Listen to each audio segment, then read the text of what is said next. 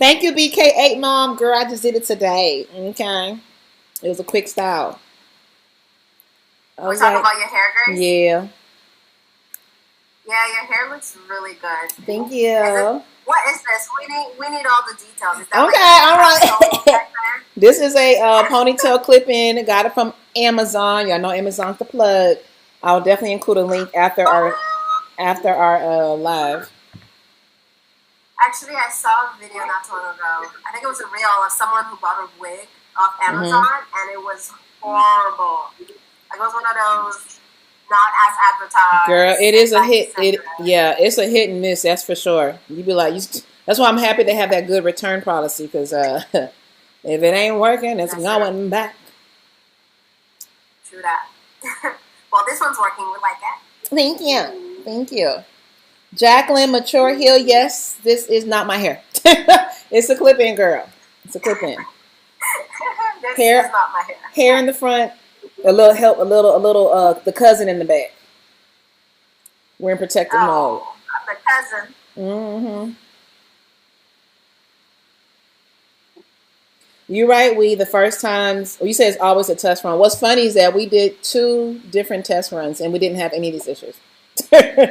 Like, it wasn't this bad. But we know the devil's a liar. It's okay.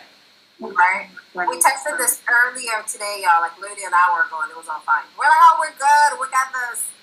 And then we came back. The devil was like, y'all trying to go live? Like, okay. But it's all right. But see, so good y'all can hear us, so we can still have a good old time.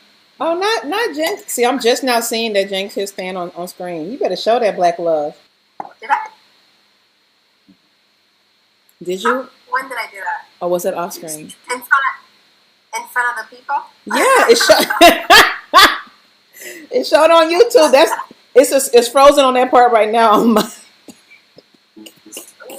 No, that must be when we're testing it. Oh, maybe they can't see that. Okay, never mind. Jen said I would never do that on camera. I would never, not in front of the people. It says my stream health is excellent, y'all. So we are Gucci in his mud coming through. Oh, no, I'm not a thug. Damn. Grace, did you just graduate to excellent connection? You know, I want to thank my mom and my daddy, because like the thuggerism they gave inside of me, because we thugged it out.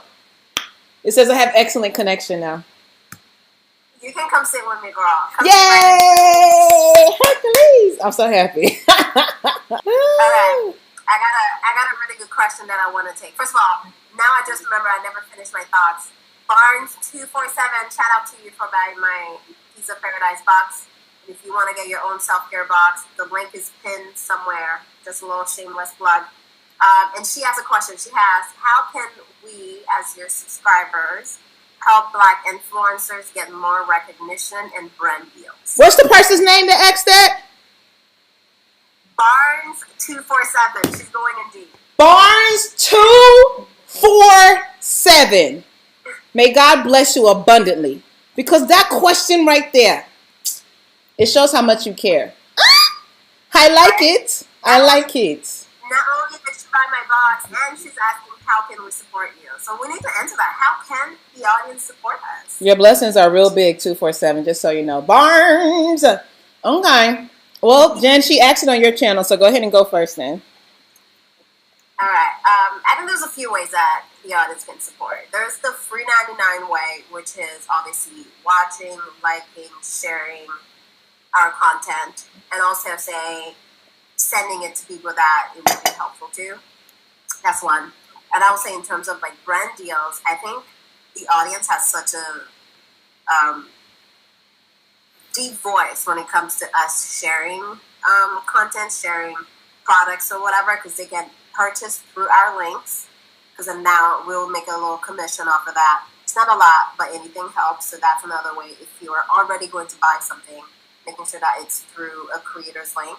And then if you want to go even further, if you really want an A+ on this assignment, you can even tag brands in our content or send it to a brand saying, hey, we love this creator, we think that you should work with them, or et cetera, et cetera.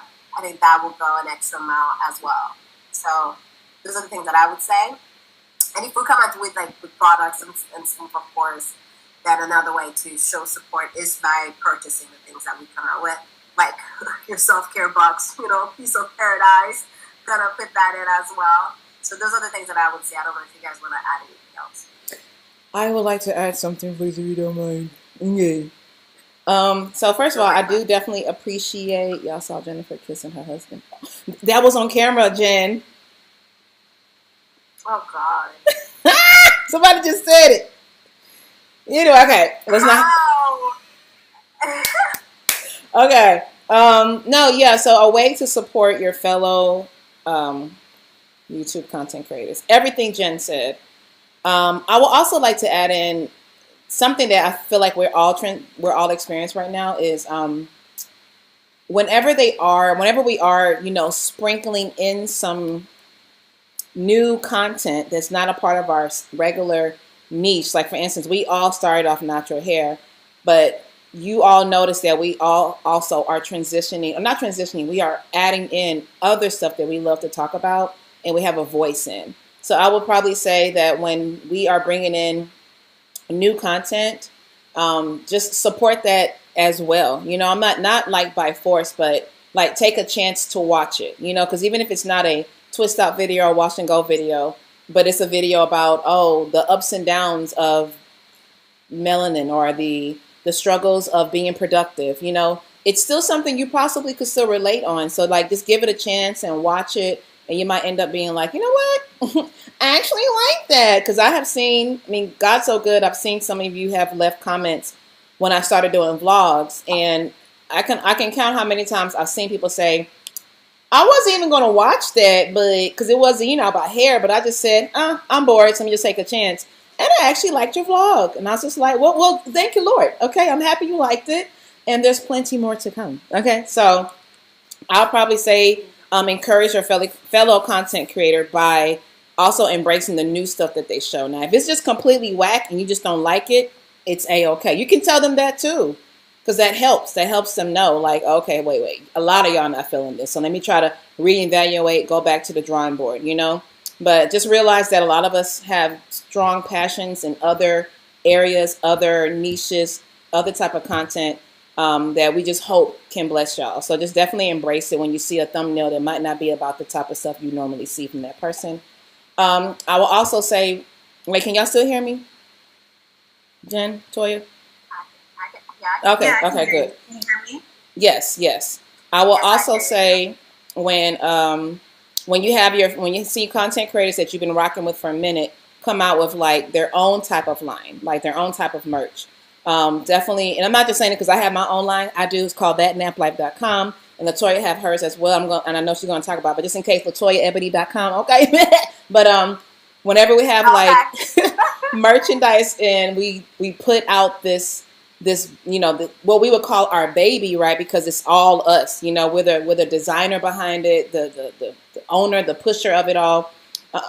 Mentally, emotionally, physically, is not an easy thing, but we thank God for the passion to do it anyway. So I would probably say, just give it a chance, look at it, see stuff you might like, and go ahead and make that purchase. And try to be it wouldn't hurt if you're a repeat, right? Because when you have merchandise, that means there's going to be different type of merchandise that person puts out. So definitely try to support that as well. But don't ever feel forced. I'm always like, I would love y'all support, but I want your support if you see something you actually like. But if you don't see something you like, don't be afraid to just let that be known. Hey, I think that I would have bought this shirt if this design was this way. I personally don't mind constructive criticism because what happens is, again, I go back to the drawing board and I make it work the way that I can. That still speaks to who I am as a person. Because, at the same time, I can't be someone that I'm not. You know what I mean? So another way I would say, tying into what Jen said, is when we do sponsored content, don't look down on it. We're still honest. Blow the comments yes. up, share it. Okay, we're the sponsored content. Believe it or not, a lot of this sponsored content. Whenever we do sponsored content, it taps into a different side of us. So we're really passionate about the content we put out, even though we might have got paid for it, whether it was monetary payment or just pretty much having the gift or the item. we're still passionate about it, which means we're still truthful in what we're showing to you. We're still truthful in what we're talking about. I can only speak for these two chicks and myself. We will never, ever, ever, ever team with a company that is against our morals and our brand. Like, we just ain't gonna do that, okay? You know, we will never do that. So just, yeah, so just keep in mind. It's never worth it. Ever. We're not going to sell our soul like that, okay? Because at the end of the day, when you start to get into stuff that doesn't give you joy, eventually sadness is going to come. And ain't nobody got time to be sad in this one life we live, okay? So we always stick to brands that we feel will feed y'all, and we feel that'll be very helpful, and we just, you know, we just happen to be getting paid to make the content. But you have to also remember that this goes back into our channel. As you can see, the way our channel started, the type of recordings y'all used to see, the type of lighting or no lighting you used to see, ain't it different? Okay, so we always invest right back into our channel, so just keep that in mind. So long story short, just support us the way you will want to be supported. I think I would say that. If you was out here putting yourself out every week or every other day posting videos, support us a lot like the way you will want to be supported. And then, of course, I'm going to also throw in the last thing. Sorry, y'all. Last thing is, you know, for those who are believers, also support us with prayer. Okay? Because being a content creator, it's very taxing. It can attack you in a way that you don't want it to. So just always pray for our mental health. That's it for now. Is that all, Grace? Did you said it all? Listen, is there anything else? 247 asks a very, very good question. That is, hello. I can keep going, but let me not hog it all up. I'm sure Toya got more to say too. So. Yeah. So unfortunately, I did have to quit my live stream because my software is not working all of a sudden. So I sent everyone over to either Jen or yours, Nappy Food Grace. Oh, do they know your real name, girl? Yes, Grace. They know. Toya. I feel like I didn't know your name. Yeah. Oh, Toya, sorry. Before you begin, they're asking us to, is there a way to write all this info, the links or websites on the screen, or for it to be pinned? Maybe I can do it in the chat. I think we can all do it within our chat. Okay, so go ahead, Toya. I'm going to pin all of our links in here. Thank you for asking that question, yeah. Her name is Wee. Yes, I want to echo everything that you ladies have said. And also, you know, there are ways in which you can continue to see our content, because the way that we can price our things and also, or price our content and kind of work with brands is when they see that high engagement. But we all know that a lot of times we're working against the algorithm. And so each platform has tools in which you can kind of prioritize your favorite creators. So if you guys really like us, you know, hit the notification bell on YouTube, make us a favorite in Instagram. And that means that anytime we post, you'll actually be able to see our content. So there's a workaround for just about everything on most of the platforms. And when you guys see us, you know, doing sponsored content, make a comment about the sponsored portion of the video or about the sponsored content. Because a lot of times we'll like post something and sometimes you guys will leave comments about everything but what we're talking about, which is wonderful because that's amazing engagement. But also, you know, throw us a little, okay, girl, I'm going to go to the link now or something, because brands like to see that you have good rapport with your audience and that the brand and you and the audience are all connected, and you know, it all makes sense. They like to see that you guys are engaging with the content in that way. And so those are just like really small things, you know, that I could add if you want to help us out. Can I piggyback a little bit off of that when you talked about engaging? So just real quick, when y'all watch our videos and that's it, like a lot of, okay, like I've heard people say like, if I watch your video, then that helps you out. It does. But it also helps when you like it and you comment, and even like on Instagram. And then on Instagram, if you save a post, that adds into it too. That tells Instagram that, oh, people, let me tell you something. When y'all, the more you engage, as in liking, commenting, sharing, saving, reposting to your Instagram story, posting, making a hard post to your timeline and tag to your feed and tagging us. The more you do stuff like that on content from us that really speaks to you, the more it tells YouTube, it tells Instagram, it tells Google, it tells Facebook that y'all really rock with this person, and they should probably take a closer look at them. Okay. So I hope that helps. And it's simple things, because honestly, none of it is just disingenuous. You know, I watch people all the time that I love, and I'm sure you guys love watching us. It's just taking that extra half a second to do that, and you know, it just helps so much. Jen, sorry, what's your blog? Is it your name? JenJackson.com, right? It's the Jen Jackson. Oh, sorry. The. Y'all better know. Put some respect on it. Put some respect. You're right. My bad. The Jen Jackson. I'm about to post this in the room, y'all. And pin it. And my shop, my LaToya Ebony. Shop, Ebony. Shop.LaToya Ebony. Okay. All right. So thank you for that question, Ramon. It wasn't Ramon. That was a great question. It really was. Of that, someone else asked how long it takes, how much time it takes to create a video. So that was it's a good it's a good gateway in terms of the conversation that we're having. Y'all want me to go first again? Yeah, you haven't talked. I know she did talk. No, in a while. Yeah. Okay. I don't even know how to start with that one. So it depends on the type of video, and I'm gonna be honest. Jen, I'm so sorry, so sorry. In this live, also, y'all, you can send us what's it called? Gifts, like what's it called, y'all? How they can super chats? Is that yes? Like super chats. Yes, y'all can do this in the live if you want to. No pressure, but that's another way they can support us as well. That's true. That is true. Okay, in terms of how long it takes to create a video, it depends on the type of video. If we're talking about hair video, honestly, I always say this: hair videos take the longest time and the most manpower to produce, and it's ironic because those are the type of videos that I feel like we've been whipping out. So when it comes to diversifying my content, it's almost like a breath of fresh air for me because I've been talking about hair forever. So I love kind of challenging myself creatively into going into different niches and sharing different side of me. But B, I'm also tired of making these hair videos sometimes.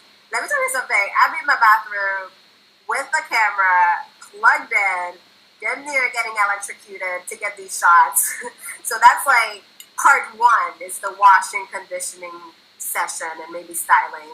Part two is going to sleep, waking up the next day, and then putting on your makeup. Part three now is taking down your hair and filming that part. So that's probably like a whole day or fair if you were to count hours, maybe like 10, 12-hour session. And then you got to sit down and edit said video. Now, depending on how fast you are with editing, it could take a while. And I feel like I've edited hair videos so much that I have a little bit of a recipe, but still it will take me on average like 4.5, 5 hours to edit a hair video and add my little bells and whistles and stuff to it. So it's literally like a 2-day affair when you think about, probably more, 2 to 3 days affair just to get a hair video out. So it takes a lot, which is why it hurts me when I pick some videos out and it's like, oh my God, no one cares. And here I am still within the same type of videos. When it comes to like a sit-down video, though, I feel like those are a little bit better when you kind of sit down and talk to the camera. Because then, say, maybe planning will take a couple of hours, and then sitting down, filming, probably take a couple of hours as well. And then editing will likely be like 3 hours for those for me. So then it's a little bit more streamlined. But then it depends if you have to do your makeup, if you have to get ready. So then all of that adds time to the creation process of a video. So videos are not as easy as people think. And a lot of the time, people will say, kind of shit on a video, like, oh my God, whatever, like really comment on something like negative. But But then when they start creating videos themselves, that's when they realize how difficult it is to create videos.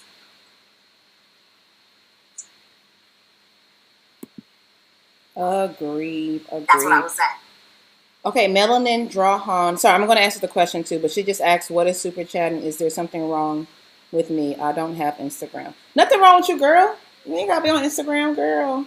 Nothing wrong with you at all. Super chat is a way, I don't know. Do y'all see it on your, or was that a Instagram thing? No, it's YouTube.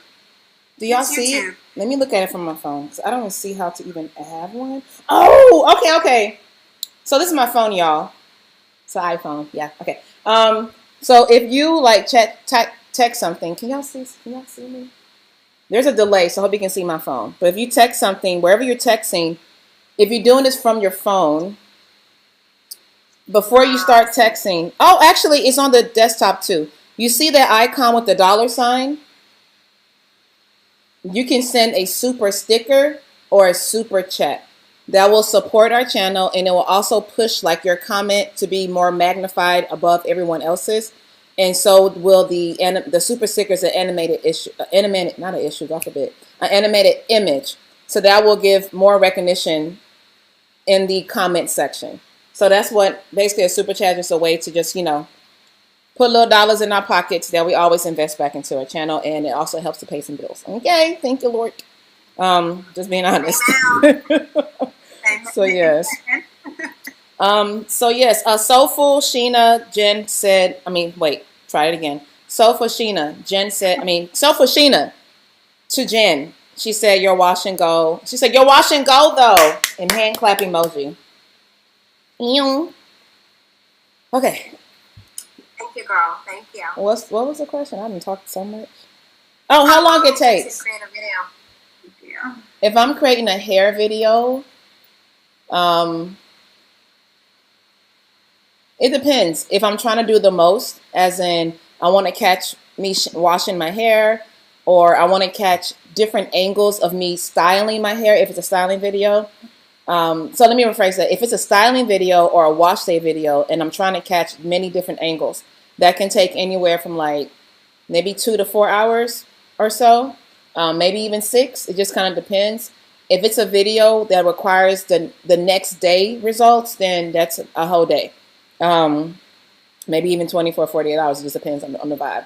If it's a hair video where I'm just sitting down and talking with y'all, then that don't take too long to record. That's a lot more comfortable for me, honestly. If it's a hair video that's also a vlog, then it means it's a weekend vlog, which means it'll be all 3 days, right? Now, if it's more of my newer content, which is the travel vlogs and chit chat videos, self-development videos, and all the other kind of stuff that I thoroughly enjoy talking about as much as I do natural hair, then that could take, they actually take a little bit less time than my hair videos, because there's not much things I have to do except talk or make sure I shoot certain scenes that tell the entire story. So I would say that. So if we're mainly talking about natural hair videos, if that's like the main part you really want to know about, I would say that's my longest ones, and that can take anywhere from 2 to 48 hours. So it just depends on what it is. So if it's like a video where it takes a lot. It does. It takes a long time. And the videos that you think are not going to take a long time, but like, I can whip that out in a day. Girl. It's always something. They say it was 48, 72 hours. Exactly. You have to also keep in mind, and I'm sure that Jen and Toy can relate to this, we have a very creative mind as well. So like when Jen just said, oh, this won't take us too long. But once we get into it, we think of something else like, oh, you know what? Let me also add this part in, because and let me put this part in because this will also, and then even if you have a script, you read it, you wrote it out, you try to stick to that, but then things will pop up in your mind and you're like, I gotta add this part now. So let me just add this part. Or if you don't, then, your video will be straightforward. So that's another thing I'll say. I personally am not always a script person, but I do try to bullet point out what I want to talk about or what I want to show. When I don't use that at all, ramble forever. Facts. When I don't use that at all, I'm just free flowing it. Easy. Like, it'd be several hours, especially, like, it'd be crazy. But I try to finesse that mug by splitting that video up, so I'm not giving y'all like 3 hours long of conversation. You're gonna be like, yo, we love you, Nappy Foo, but girl, please, you know. So we can't do it. Okay, but no, yeah, I think overall hair videos can take 2 to 48. Anything outside of that, travel vlogs, those take me a while too. They do, because there's so many parts It's the to content.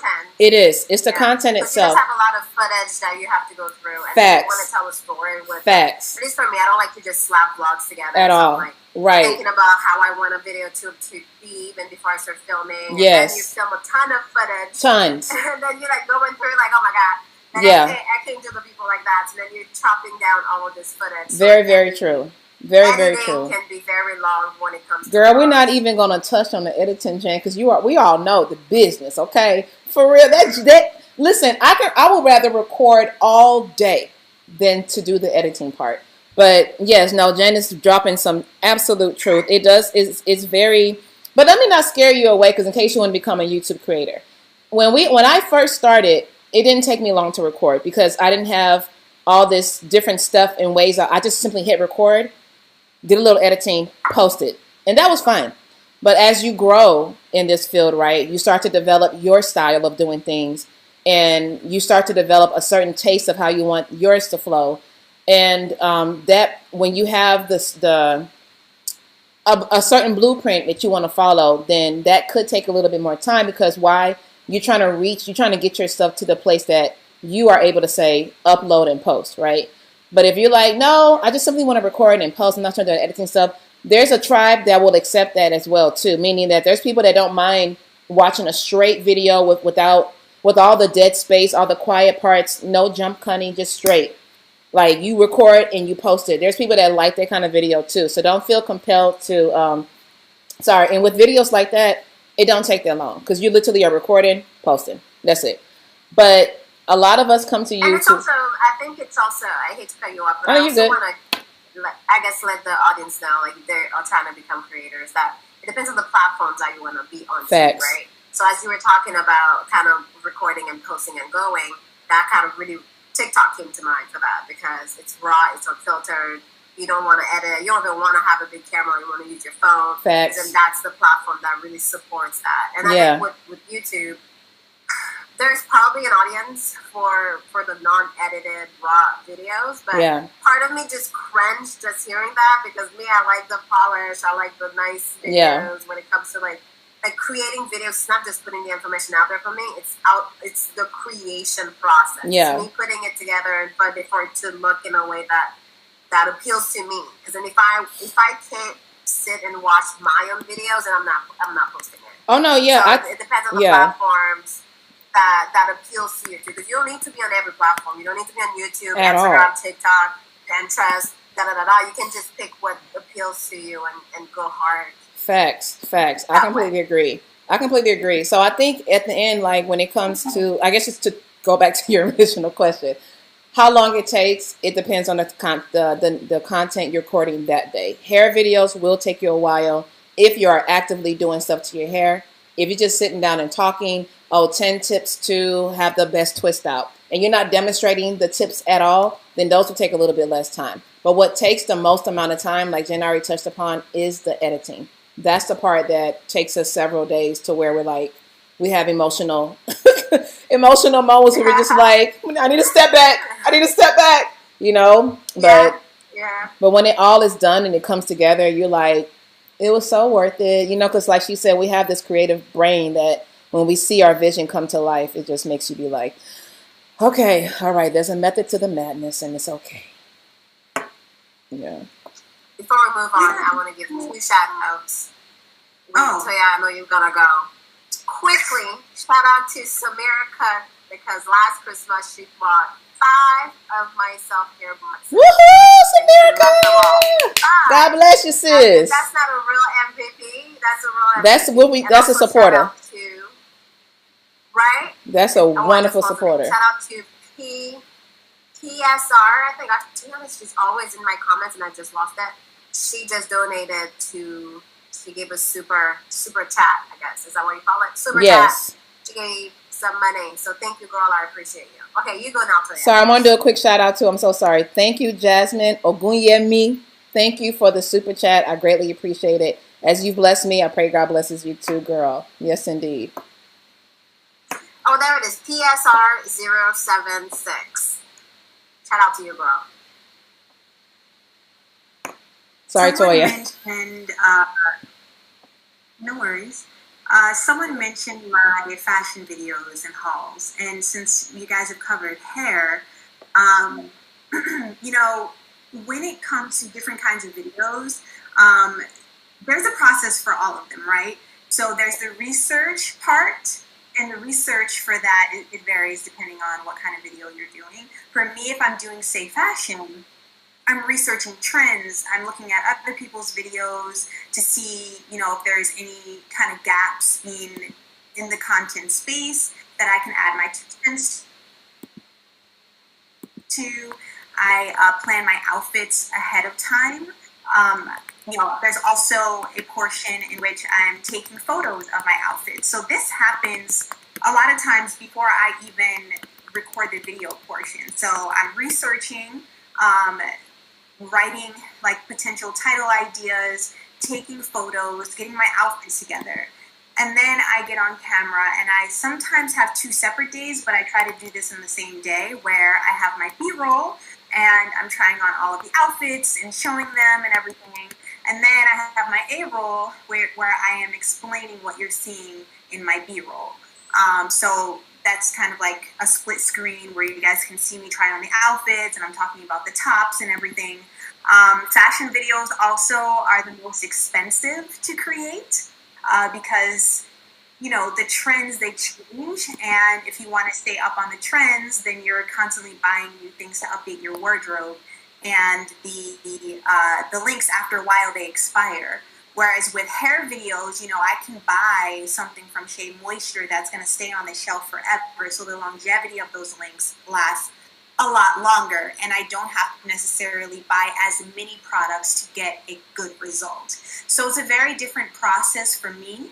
And also, there's a difference in time too if you're working with an editor or if you're doing it yourself. You know, I sometimes can crank out videos a lot faster doing it myself just because I'm with the content, I know what's happening. But if you are communicating with someone and kind of managing how they edit, it can actually take an extra day or 2 because there's that kind of latent time in between where you're trying to communicate your ideas and have them be seen in different drafted things.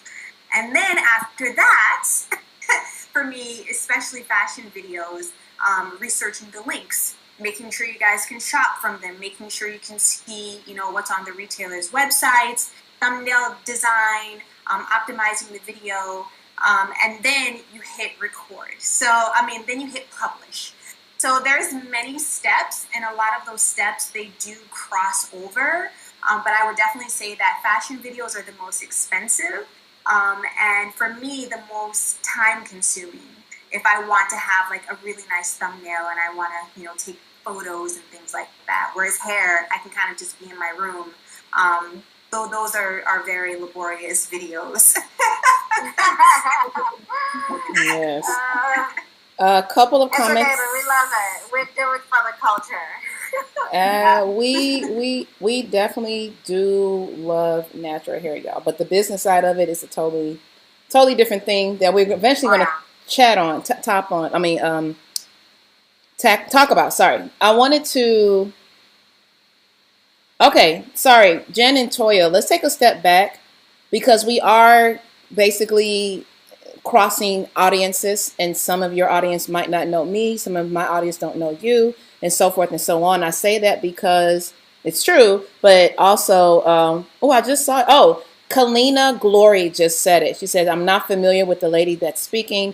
Can you introduce yourself and channel? So let's step back and introduce ourselves to each other's audiences so they're fully aware of who we be. Oh, I guess since it's in my comment box, I'll go first. Can I get a drum roll, please? You know what I'm saying? No, I'm joking. You better come. Welcome to the stage. The one and never lonely. Grace. Okay, here we go. Sorry, y'all know. From Nappy Food TV. What's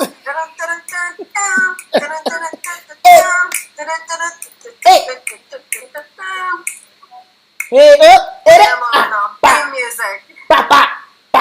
Okay, sorry, it's over. All right, because I can keep going. All right, It's over now. Okay, with all seriousness, here we go.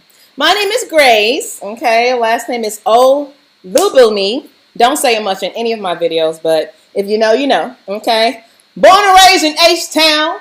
To the wonderful people called Esther and Luke Olubumi. Okay, they were blessed when they saw this girl come through her body. I have. Is that when you take the mic away? I think that's when we I think so. I think so. That's when you say reel it in. But no, yeah. So yes, my name is Grace, and in the content creating world, I go by Nappy Foo, and it means nappy for you. And it started years ago when, with like a lot of people, I went natural, or I went back to my natural, and I just needed an outlet and a way to kind of document my journey as well, and a way to kind of, in documenting my journey, showing what I'm learning along the way. So then it kind of turned into an actual channel, and now here we are many years later. Can you just, okay, yeah. So I live in Houston, Texas, so shout out to those in H-Town, you know what I'm saying? I was born and raised in H-Town, baby, you feel me? In Missouri City, Texas, home of the pimps and players. No, I'm just joking. But yes, I was born in Houston, but I am Nigerian to the core.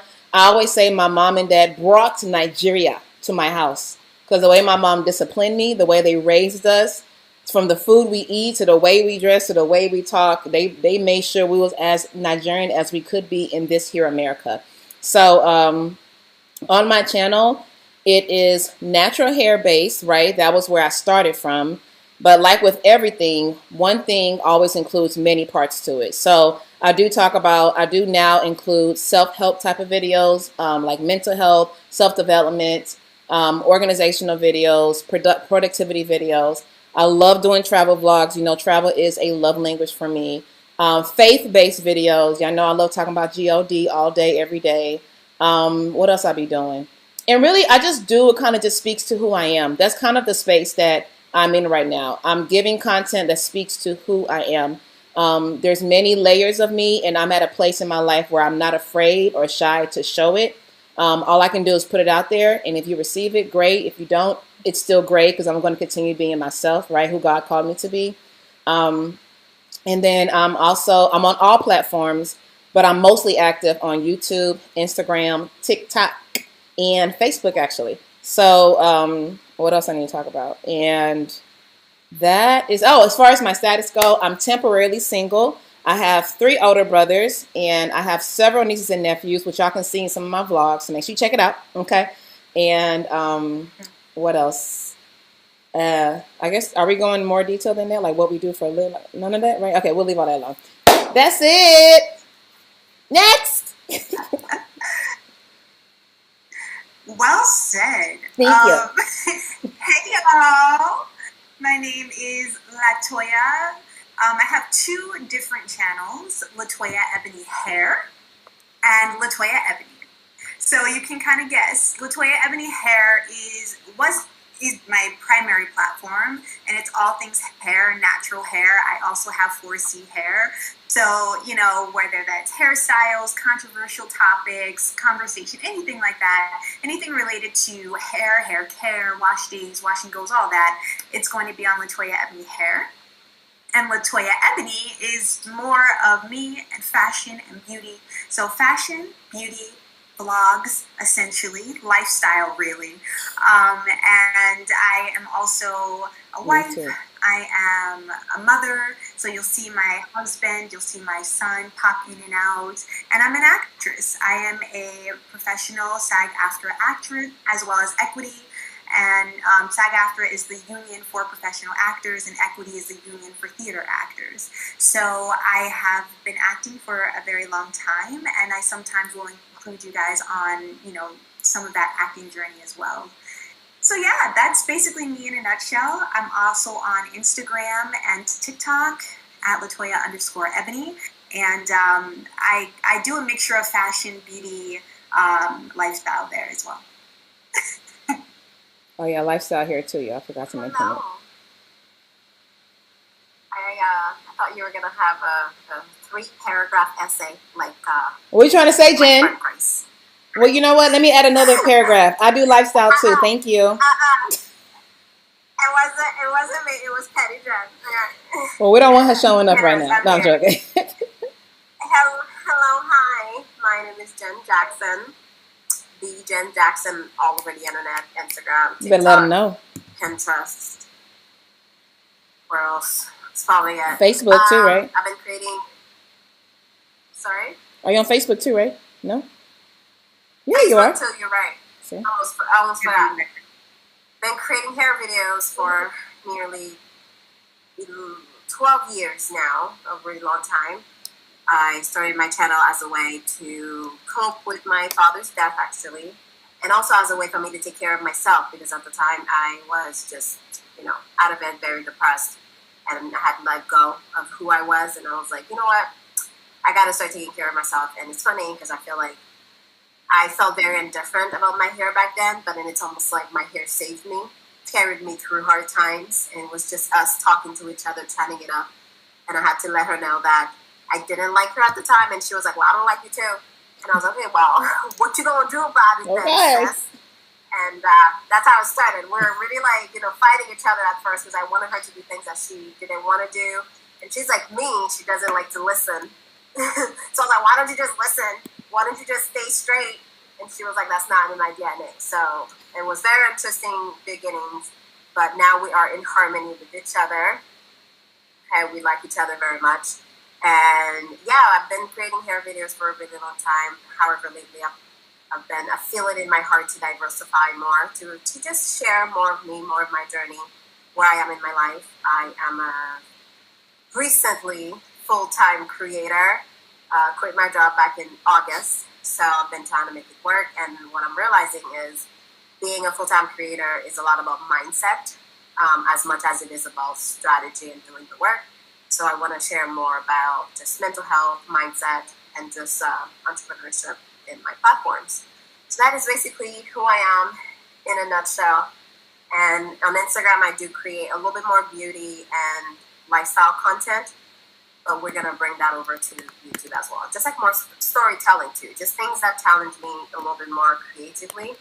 I find that I enjoy the process that way a little bit more versus just kind of pumping out content just to pump out content. So that is me. Yay! 3 beautiful black melanated sisters on your screen. I have a question, y'all. I guess we kind of answered this a little bit, but she put, when did you start YouTube? We kind of talked on that a little bit. Why did you start? I believe we kind of tapped into that too. What was your first feelings when you published for the first time? I find myself double dutching with the idea. I can't seem to get in the game. Girl, get in the game. Don't overthink it. Let me go. Let me go. You got this one. Go ahead. Because I tell these girls all the time, post and forget. That is a recipe. You post and forget. You can't worry about whoever from high school is going to think about your content. They can laugh as you are laughing your way to the bank at some point, hopefully. Amen. Okay? Amen. Post and forget. You just got to put it out there. And the more you do it, the better you get at creating your content. So if you sit on this content because you try to make it perfect, you try to make it, I don't know, like you just scared to post it, you are doing yourself a great disservice because you need to go through the process of consistently creating for the juices to keep flowing, but also for you to get better at your craft. Well, I'm so passionate about this. So post it, girl. Post and forget. Don't even worry about it. And at first, you know what? You're going to be horrible at it for the first 200 video that you put out. Maybe not 200, 100. Okay? It's rocky because there's so much to learn, like we we're just talking about. There's the filming, the angle, the lighting, the editing, the hair and makeup. Like we do so many different roles that it's a lot to get into, it's a lot to master. So then your first pieces of content that you're gonna put out is not gonna be great, but that's okay. If you go back to my channel, and I make a point, I don't delete any videos. So if you go back into my first video from like my webcam in my bathroom, first of all, I would not recommend you going back, but I'm saying if you do go back, then you will see the humble beginnings. We all started from there. And I know right now a lot of people are literally producing content at like TV level, but don't compare yourself to them because they're in a different journey. Embrace your humble beginnings, and every content that you produce is an opportunity for you to get better at your craft. Facts. To do it, post and forget. Post don't and worry forget, about the baby. likes, the comments, or like thereof, or whatever. Just do it. Don't even matter. Post and forget. Facts. Different. Oh, yeah. There's different platforms for different things. Like some people find it easier to post on TikTok. It's a little bit more raw and forgiving in that way. Instagram has a little bit more of a polished feel to it, but I do feel like that may be changing because I think people are really liking the raw and relatable content. And YouTube obviously has the biggest production of all of them. But what I would say is just focus on one thing at a time. When you turn on your camera, focus on one thing you want to improve. If that's, the relatability with your audience, if you have to put a little happy face next to the lens to remember to look, right into the lens, just so you can get used to looking into a lens and talking to someone like a friend. Focus on that the first time. And then the second time, you'll notice something else like, my lighting wasn't that great. Then focus on your lighting. And then third, just focus on one thing at a time, and eventually all of those puzzle pieces will fit together. So don't overwhelm yourself trying to be perfect with everything. Give yourself a goal and complete that goal first. Well said. And I just also want to add, even when it comes to TikTok, I know a lot of people look at it as, it's less production, it's easy, but it's actually not easy. Like I consume a lot of TikTok more than I want to admit. But there's still thought and there's a whole process behind TikTok videos that are going viral or TikTok creators that are performing at a high level. So it's not just whipping out the camera, low energy, talking to it. They're still like, you see them, like they're there, they're engaging with the audience. So it's not just like a easy process, I would say, as people may think when it comes to TikTok. It's different. Definitely different. Like, for example, I think for TikTok, you may not need like a DSLR camera. You can use your phone, and like that's the platform for that. So there's different differences. There's different. Every platform is a little bit different. Yeah, I agree. But at the end of the day, the common status though will be for you to still put yourself out there. Like if you're hiding behind your content because you're too scared to post it, you're not going to be successful on any platform. You're going to have to post. You're going to have to keep posting. And like Toya said, maybe improve one thing at a time. But you're going to have to hit that post button. Yes. Well said, ladies. She said, thank you, Jen, for your enthusiastic and encouraging response. Like when you said, I got this one. You got this. Yes. I completely agree with everything they said. I have not much to add, especially since we have like other things we want to chat and talk about, y'all. So I did want to say real quick, because I think there was something that they said to all three of us. Soulful Sheena says, wow, I sure appreciate the hard work you ladies put in for us. All of this is time consuming, and this time frame doesn't even include the research time regarding the info you give out to us. Facts, Sheena. We definitely appreciate you. Thank you so much for the love and calling that out. Because granted, a lot of the stuff we do, like, it might be an idea that popped up in our head, but, we got to do some groundwork to make sure it makes sense when we put it out there. So, especially if we're doing stuff that is fact-checked, so we want to make sure we give y'all references and so forth and so on. So, definitely appreciate you saying that. I wanted us to kind of talk a little bit, y'all, or tap onto some of the comments that, the questions that we got from I think all of us did a community post, and we had got some questions on there. So ladies, are y'all open to us moving to that just a little bit, and then we come back to audience? I mean, we're going to always be here with the audience. Y'all know what I mean. So yes. Well, shout out to CCB before we move on, because she said she just purchased my self-care box. Woo woo! Shout out to you, girl. Whoop, whoop. I think there was another one too that I saw. June E also purchased another box. Whoop, whoop. We're gonna sell out today, y'all. Amen. We'll probably have like, I don't know, like 6 more boxes left, and I think we can do it. What's the website they can go to again, Jen? I pin it in my little chat thing. Mm-hmm. But it's amonatural.com. Spell that out. A piece of paradise. Spell that out for them, for Toya's in my audience. Wait, I'm about to go to it. So it's amonatural, IMONATURAL.com. Okay. And then slash a piece of paradise. I think that should work. A piece. Let me test it out. Let me type it in the While group she's chat. testing it out, I did purchase the box. It's lovely. It comes well packaged. It's so good. It has like a pineapple-y sort of like tropic scent to it. There's soap. There's actually a body butter or a hair cream, depending on what you want to use it for. It comes with like little thing to hold the soap on, a body oil. It comes with a lot, you guys, for the price. I loved it. I still have some of it left. It's basically a full self-care package, that everything that you need for a little moment for yourself. Okay, you know how life is busy. We give so much to ourselves to other people. Sometimes you just need to refill your own cup, and it has everything you need. There's a candle, there's a body butter / hair butter. There is, like you said, a scrub, a soap, and an oil. Plus the loofah for you to use to get your little bang going. Everything is in the box. You don't need nothing else. Facts. And it smells divine. It does. I definitely grabbed my box as well. And it is that smell makes me feel like I am on the beach, okay, with my pina colada or something a little bit stronger than that. And I'm just chilling, you know?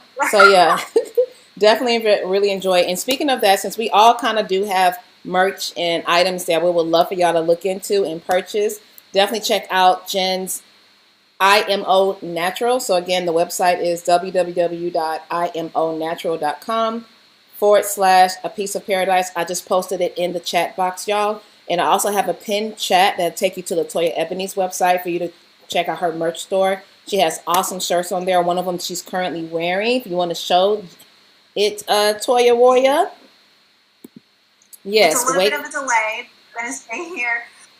Yeah, mine have a lot of like cute quotes on it.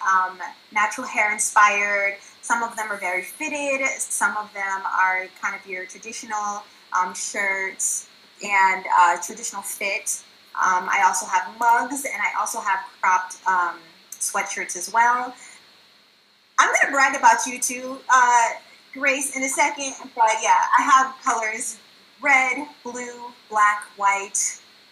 Lots of colors, y'all. Yes, and they're they're really cute and versatile. You can dress them up or down. And I have some videos on my Instagram where I style them up for you all. Yes, so definitely I love the slogan. Wake up and fluff. Yes, indeed. And and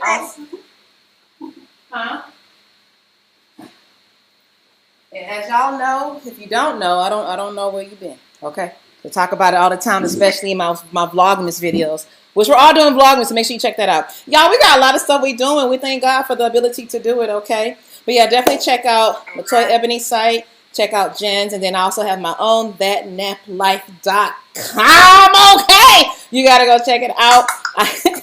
I too also have the t-shirts. There's one of them here. This one's actually sold out, so you can't get it. But there's many other designs there. I also have mugs as well, and I have tote bags because you know we all love to shop, baby. Okay, so make sure you check it all out. And like the first question that really started this whole live off, which I really love how it started off because I feel like it just set the vibe. If you want to support us, definitely check out our merchandise and get what you can. No pressure though, but we encourage you to definitely check it out. Okay.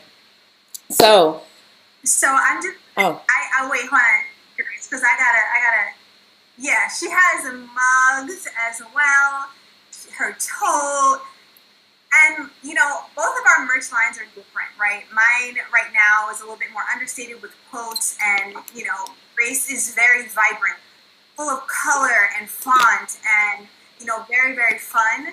I have my Team Kinks, and I also have the mug as well. This is one of them. Eventually it's gonna show up, but this is kind of like a burnt orange with the white text. Beautiful. I love it. Says all the time, so eventually you guys will be able to see it on the screen. I absolutely love the color, and if you're melanated, this is gonna look amazing. Yes. We'll get to see it in just a moment. Thank you. It's very much like Grace. I love it. Thank you. And I kind of actually want to roll into one of the questions that I was asked, because we have so much camaraderie between us. Someone said, it's so great that you have become friends, but are there rivalries in the content creator community? That was one part of her question. And it's so crazy because we are so unproblematic. I don't know about rivalries in the natural hair space in general, but we support one another. There's room and there's space for everyone. Even if we're doing a similar thing, Grace and I, like, we have totally different styles, and we continue to support one another on everything, whether it's content, whether it's, merchandise, whether it's, in our lives, and that's the beautiful thing. It's so funny because I feel like people want the juice, and I ain't got none for you. I don't know. Like, we're pretty unproblematic. Wow. Hi. Hello, this is Petty Jen. Petty Jen has entered the chat. And I just want to say, just because we are unbothered doesn't mean that the space is unbothered. I just want to add. I know for me, life is too hard for me to be hustling and bustling in real life and then coming online and having any kind of beef with anybody. Like, it's just not worth it ever to me. And I believe that we will all go further together versus trying to, I don't know, gatekeep or I don't even know. I don't understand the rationale behind people acting kind of indifferent with each other, especially in a space where I think information sharing is so crucial and so important, because there's a lot of gap when it comes to influencers in terms of, this is still a new space, right? So we're all kind of figuring out how to be successful in this new space, and we can all do it differently. As Toya mentioned, you can have your merch, Grace have hers, I don't have mine yet, but I have my self-care box. We're all kind of navigating things differently, trying to make the best out of it. So because the space is so new, I think sharing and talking to each other is so important, especially when it comes to, say, brand deals or information around how to get them, or how to maneuver the space, or what can I do, how to get management. So I think it's so important for us to talk to each other versus try to have any kind of bad blood, etc. when it comes to being a creator. Because I think that will, if anything, that's going to hold us back in a space that's already, I don't want to say not meant for us, but a lot of melanated creators have a harder time becoming successful in this space versus, say, our other counterparts. I'm just going to put it that way. I guess it's time for me to talk. I think, like Jen said, I agree. Like, we all get along and we thank God, right? But I'll put it like this. I think I shared this with Toya and Jen, I believe. But anyway, years ago, I tried to reach out to other fellow. Jen and Toya wasn't included in this, though. I don't think I was following them at that time. But I reached out to the natural hair YouTube creators I was following at that time, and try to make it like, hey, we're all kind of posting similar content. Do you want to link up together, help each other out, be encouraging, share information, blase, blase, blase. I'm not going to mention any of the people's names, but a few of them never responded back, but they saw the message. And then a few responded back saying, that's cute and all, but I'm really just trying to do my own thing. And then that was the first and the last time I did anything like that. Because, like, at that time, I was still finding my footing. I didn't have as much confidence as I do now, right? Or I'm not gonna say confidence. I didn't have as much vision as I do now.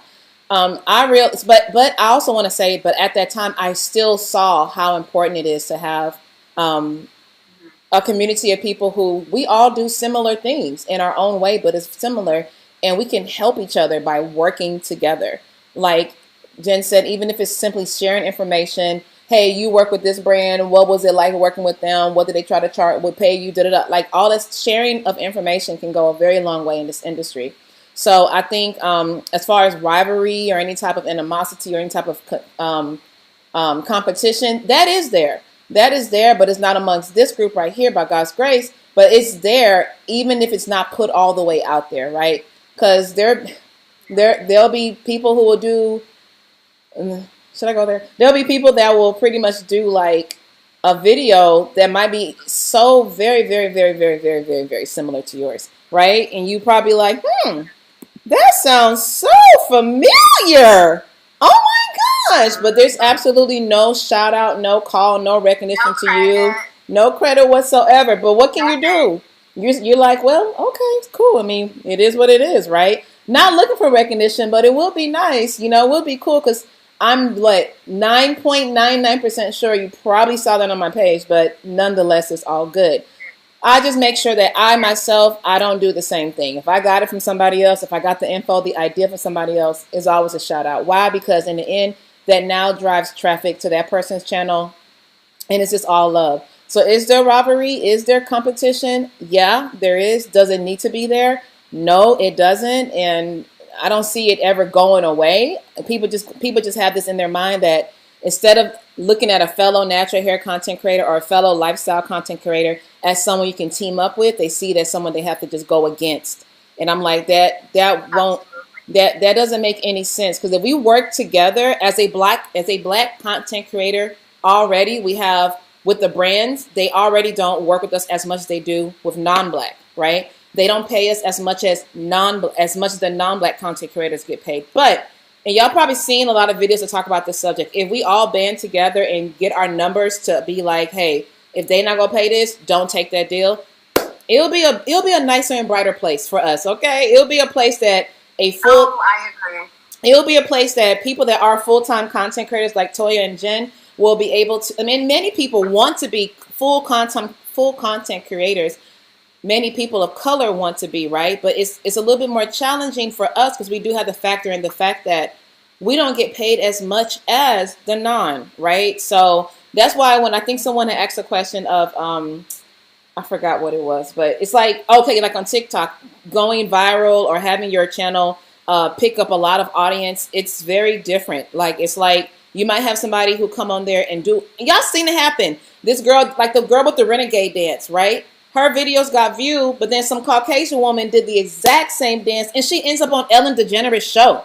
So, like, stuff like that. And that happened to so many black yes. actually on TikTok that there was a whole, they were on strike or something, not posting dance videos, and all these white creators were in shambles. Big time. They couldn't copy. Creating the wackest dances, too. All the time. Yes, exactly. And it's something so important that you said that I agree with when you talked about us being able to communicate with each other is actually going to change the industry, because there's a lot of brands that are lowballing new creators, the ones that, not even new creators, just lowballing in general. And if you don't know any better, you are going to accept these offers and not understanding that you are worth so much more than that. Yeah. And I think for me, I only started learning my value and my worth in this space by talking to other creators.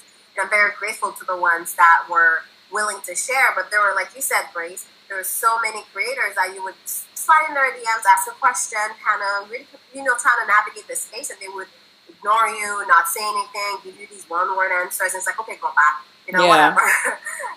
Keep your information to yourself. But it's so difficult to even talk to each other sometimes and finding other creators that are willing to share, so that we have a good baseline of information, so that we can all say no to these firms. Because if we all say no, guess what? They are going to have to increase their budget, which already is there anyway, and actually pay us our worth. Because at the end of the day, we can post content all day and night, but if it's not sustainable, then, like, what are we really doing, right? Like, we're all going to go back to work. Facts, yes. So, yeah, I think the competition and all that stuff is there, but at the end of the day, it doesn't matter. Like, that shouldn't stop you from doing whatever it is you wanted to do. It's something to be ignored. If anything, use it as a stepping stone, not a roadblock. So yeah, just keep it moving. Yeah. That's it. Like, we see what's out there. We're like, we ain't got nothing to do with that. Let me keep on doing what I'm doing in my world, because it's Gucci over here, you feel? So, yeah. You just don't, for me, I just ignore the negativity. If someone, big time. if that's how they feel, then that is what it is. I'm just going to move in the positive light and move with other creators that are willing to move together. Facts. Completely agree. Big shout out to Melanie Drawhan. Thank you for getting the Team Keeks t-shirt and the mug. Yes, please go back and get the tote bag, girl, because it's cute. I got 2 different designs, so you got to check it out. So appreciate you. Thank you so much. Okay. Shout out to Karen M for sending a super chat. $20, Karen. What? Oh my God. Go, Karen. Average. Ballin'. Okay. Yes, indeed. Okay, so we have questions we have to answer from the community part. So who wants to go with their questions? That was on your community post or on Instagram. I think Toya, you did a post on Instagram too. Toya had some really good question on Instagram. Yeah. Let me see. Wow. People were really asking. Let's see. Someone said, I'm not familiar. Oh, wait, what did it say? I'd like to hear about the changes. YouTube is so different from back in the day. I miss the authentic content from OGs. What do you mean by authentic? Did she give any explanation to what she calls authentic content? No, okay. She did not. Okay, so we'll just assume. She is. Hi, this is Patty Jen once again. I feel like she may be referring to all of these growth oil videos that are out of control. Negative. We're not going there. Go ahead, Toya. No, ma'am. I mean, I think that change is sometimes very frustrating in the beginning when things are changing, especially with social media and all these platforms. What's going to change? They're going to change. Things are meant to change. Changes can be challenging, but I do think that now there are a lot of positives about the changes, right? There's so much more information now. Back when I think a lot of us started, I hate saying that because I feel so dated when I say that, but when we did start, it was more like a hobby, just doing it out of love and just discovering ourselves. And that's not to say that creators these days aren't doing that. But now there's so much information about, how people can make a full living doing this thing. So the way that a lot of creators are approaching it is very much more business savvy. How can I make it faster, stronger, better? It's it's a very different feel. I don't necessarily think it's a bad thing. I just think it's different. And, just like Madonna, Beyonce, all of these, celebrities who have to shift and change with the times, like, we all have to do that. And as soon as it becomes not gratifying for you, it's okay to leave. It's okay to stop, but I think that we've all, found a way to navigate the space and, make it our own and kind of go with the changes. Facts. Yeah. I mean, the thing is, there's nothing we can do about the platform changing. That's one of the reasons, as part of our strategy as creators, is that you want to either own your audience, you want to own, say, your product that you're selling or something like that, because these platforms can do whatever they want to do at any point. So you want to make sure that you are protected. In terms of the older natural hair scene on YouTube, I miss it too, even as a creator. I don't know, I kind of felt like it was less saturated. Ironically enough, I guess when I got into the scene, again, I sound old, but maybe like 10 years ago, there wasn't a lot of information about natural hair, so putting information seemed more genuine, but now there's so much information that it can be even more confusing to someone, because it's like, what do you do? Where do you start? How do you start? Because there's just so much information. Everyone's telling you to do right, left, and straight down, up, and like, it's just I can imagine as someone who's trying to learn about their hair now, like how you navigate that space. So I think for me, that's the part that makes me sad, so to speak, in terms of the natural hair scene, because a space that didn't have enough information kind of has too much information now. And again, you know, Petty Jen wants to tell me to talk about the growth oils and the this and the that. And I mean, there's so many videos that kind of promote these practices that make it seem like this is exactly what you need to do, when I don't know, the more I play in my hair, the more I deal with my hair, the more I realize less is more. So sorry, Toy. What was? How did she word the? Oh, sorry. Toy, how did she word the question again? The natural hair scene from back then to now. Oh, okay. I'll say, I'd like to hear about the changes. YouTube is so different from back in the day. I miss the authentic content from the OGs.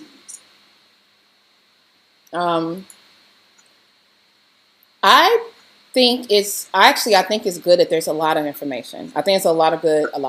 I think it's good there's a lot of people doing videos, a lot of natural hair videos. I think it's important as I contribute to the content, but I also consume the content. So I think it's really important as a content consumer to always do your own due diligence. So what would tire me out is if I watch a video and I take what that person said as facts, and I don't go and be like, you know what, I heard what they said, but let me go and look some of this stuff up myself.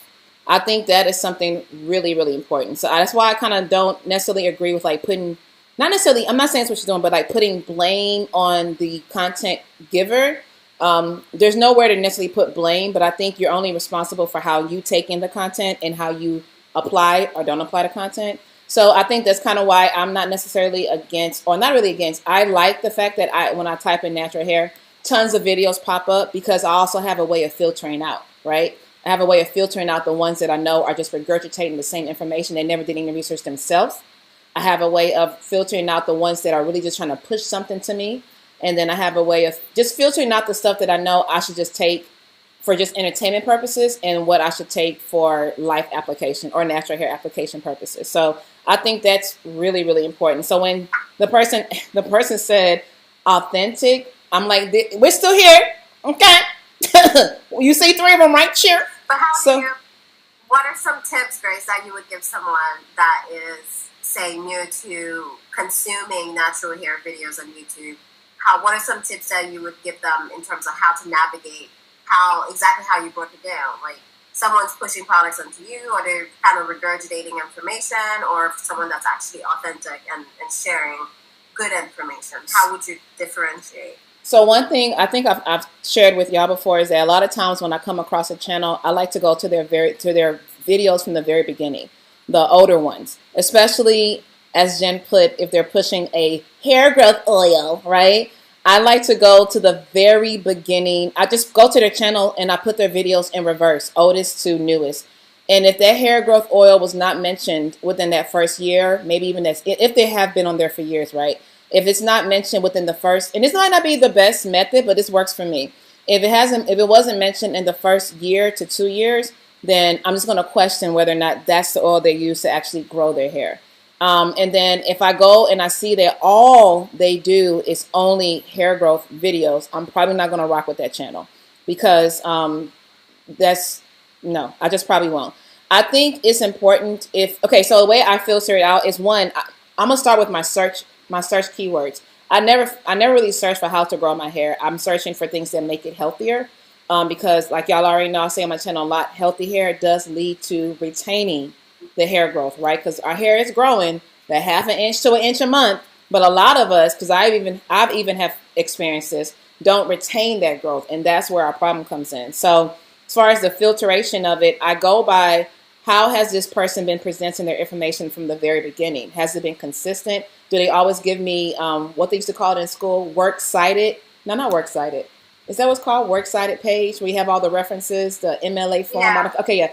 Works cited. Yeah. Like, and then can I take what they're saying and go to Google and find published works that kind of back it up? One website I love going to, even though she hasn't posted anything new, not that I know of, at least. It's naturalhaven.com, because she always has work sites that pop up that supports everything she says. And then I'm also going to say this. A lot of the channels that I do follow are natural hair based channels. So I rock with these ladies here, and I rock with the Green Beauty. I rock with even the Science of Black Hair, the one who wrote the book. I forgot her name, slips me right. Alex, no, something. I forgot her name, slips me right now. But I look at her page, and I watch a lot of just people that kind of give you. Oh, Curly Chemistry is another person who I rock with. So I feel like I'm going all over the place. So as far as the filtration of it, I'm going by how has this person been presenting this information to me, been presenting their information from the beginning, and then from there, I'm also cross-referencing it with like Google type of stuff, like the blogs, the work, the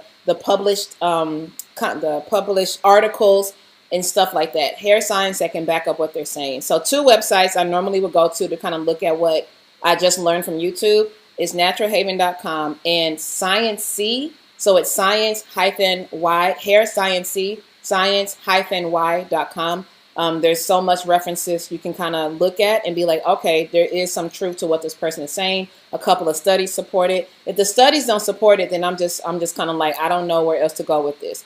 But yeah, and then another way of filtering is if this person is giving it to me. Oh, biggest thing, keeping in mind that when you're watching these people, when you're watching our videos, you're watching it based on our experiences, right? And that's how we give it out to you. This is how we did it. This is how we learned it. And now I'm sharing it to you. Don't take it as gold. You got to understand that our experience won't be your experience. Your twist out won't be my twist out. But this is how I did my twist out.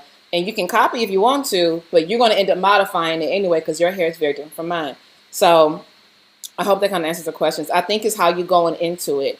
One thing I always say on my channel is don't like go trying to find videos to grow your hair. You're going to get a lot of, like you said, Jen, you're going to get tons of video and half of them are just not fact checked. So keep that in mind. If it sounds bogus, it probably is bogus. Okay.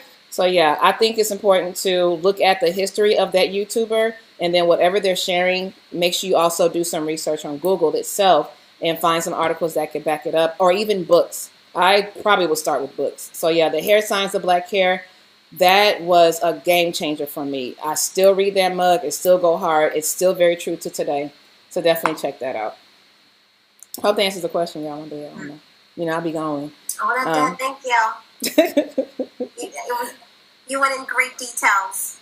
Appreciate it. By the way, I do want to mention that, like, I'm not a lush. I am drinking Welch's sparkling sangria. It's non-alcoholic because I am downing it like nobody's business. Just had to throw it out there.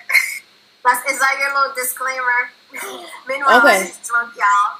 Listen, you can sip a little wine, girl. A little wine, it's fine. It's okay to have you a little bubbly. C. Evans. Lord. C. Evans says, hey, Grace, will your no, my soda products probably will not be back in stock. It probably won't. But if you join the email in the SMS list, if it does come back in stock, those will be the first people to know. So definitely join it, girl. Okay. And then Melanie is asking us, have you guys ever worked so hard? Oh, girl. Okay, so let me ask the question. Have you guys ever worked so hard on a video that a copyright strike? That's something I heard in a different video. Girl, copyright strike, we all experienced that with the music. Yes, indeed. But there's ways. On that. We've learned. Yeah, I have videos from a long, long time ago that a copyright strike came to it later on. I'm talking about like 2-3 years later. Now I'm like, what? This video has a strike on it? And it's not much I can do. Like, I'll still go in there and choose a music to go over it. It might mess up the entire flow of the video, but I'd rather that than to not get paid for that video. So. Yeah.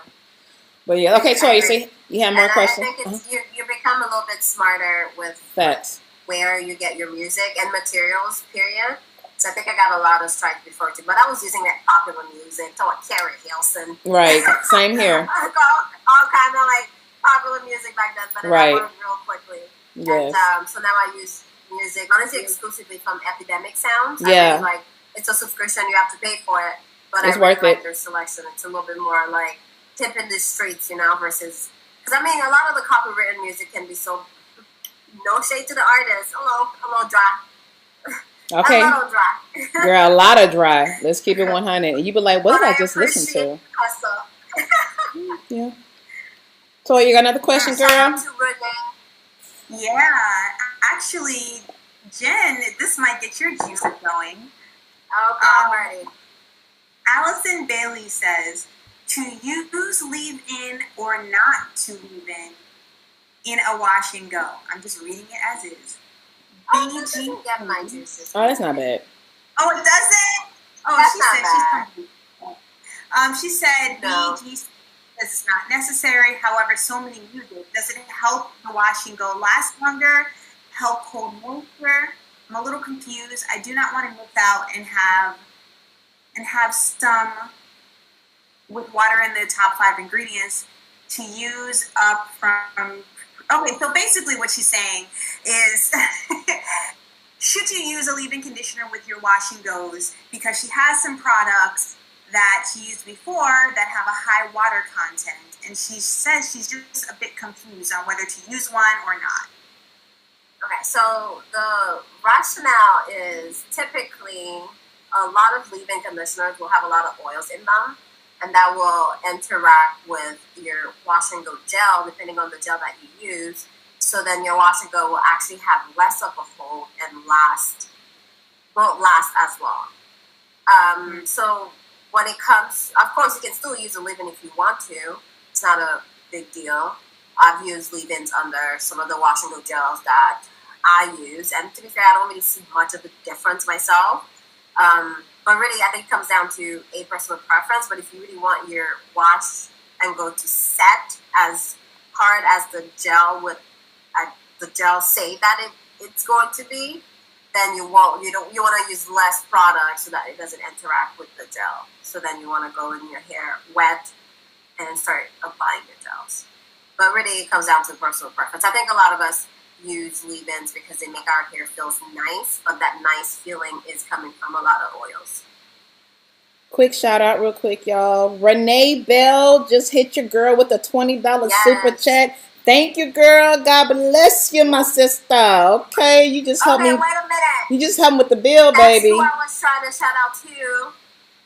Renee slid over here to another $20. Renee, okay, I see you, big panda. Okay, thank you, Renee. You better Thank you, Renee.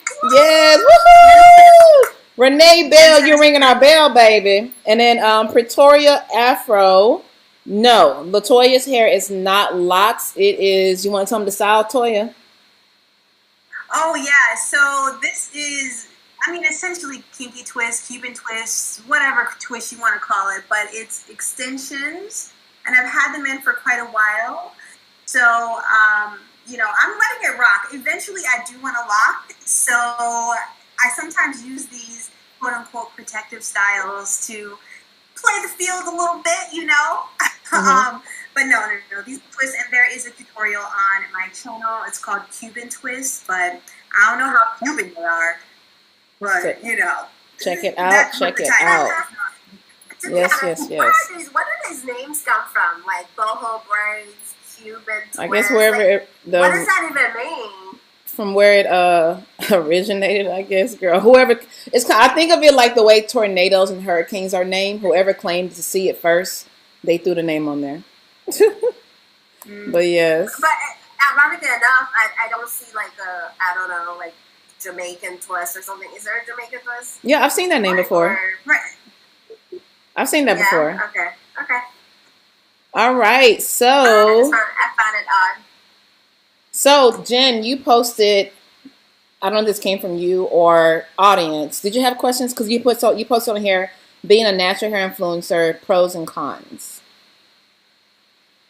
That was in our room. Was that from one of your audiences? Did I do that? Yes. Did you? I guess I can. Oh, that was me. So, but...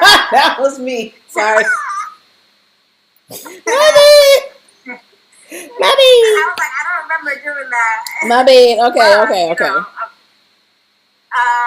Natural hair influencer pros and cons. I feel like we kind of touched a little bit on it. Yeah, Pros for me, I find it very fulfilling. I love sharing about my hair. I love playing in my hair. I love doing my hair. I love motivating other people to do their hairs. I love inspiring people to embrace their hair. Most importantly, one of the recent videos that I posted was about my experience around growing up with natural hair and how it was seen and treated as less than, and how I had to do the work to, kind of rewire my brain to see it differently, to see the beauty within my hair. And so many people commented, and to me, it doesn't matter how a video really does, but once I get comments like this, that's what fuels me, because I'm like, my work is meaningful. It's touching people, it's helping people. So there's nothing like it for me when I get the response, the feedback from the audience, especially the way that I intended it to be taken. So, love posting about natural hair. That's pros. Cons is that it's hard to monetize.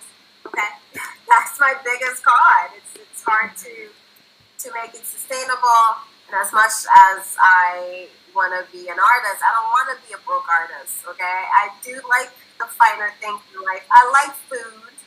I like a little bubbly.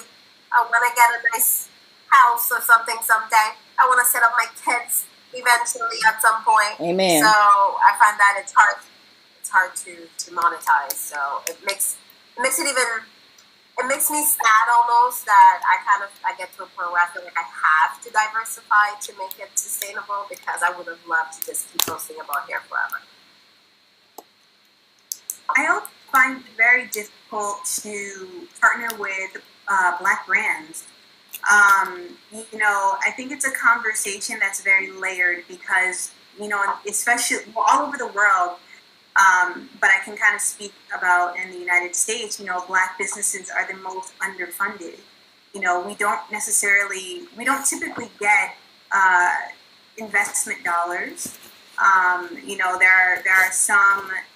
There are some business owners that literally have an idea on a napkin and are getting invested millions of dollars in. Meanwhile, you have other businesses that, come in with a full pitch deck and everything. And it's just kind of a pat on the head. Oh, you still have a little bit more learning to do. So I definitely understand the landscape of not having as much money as like a Fortune 500 company.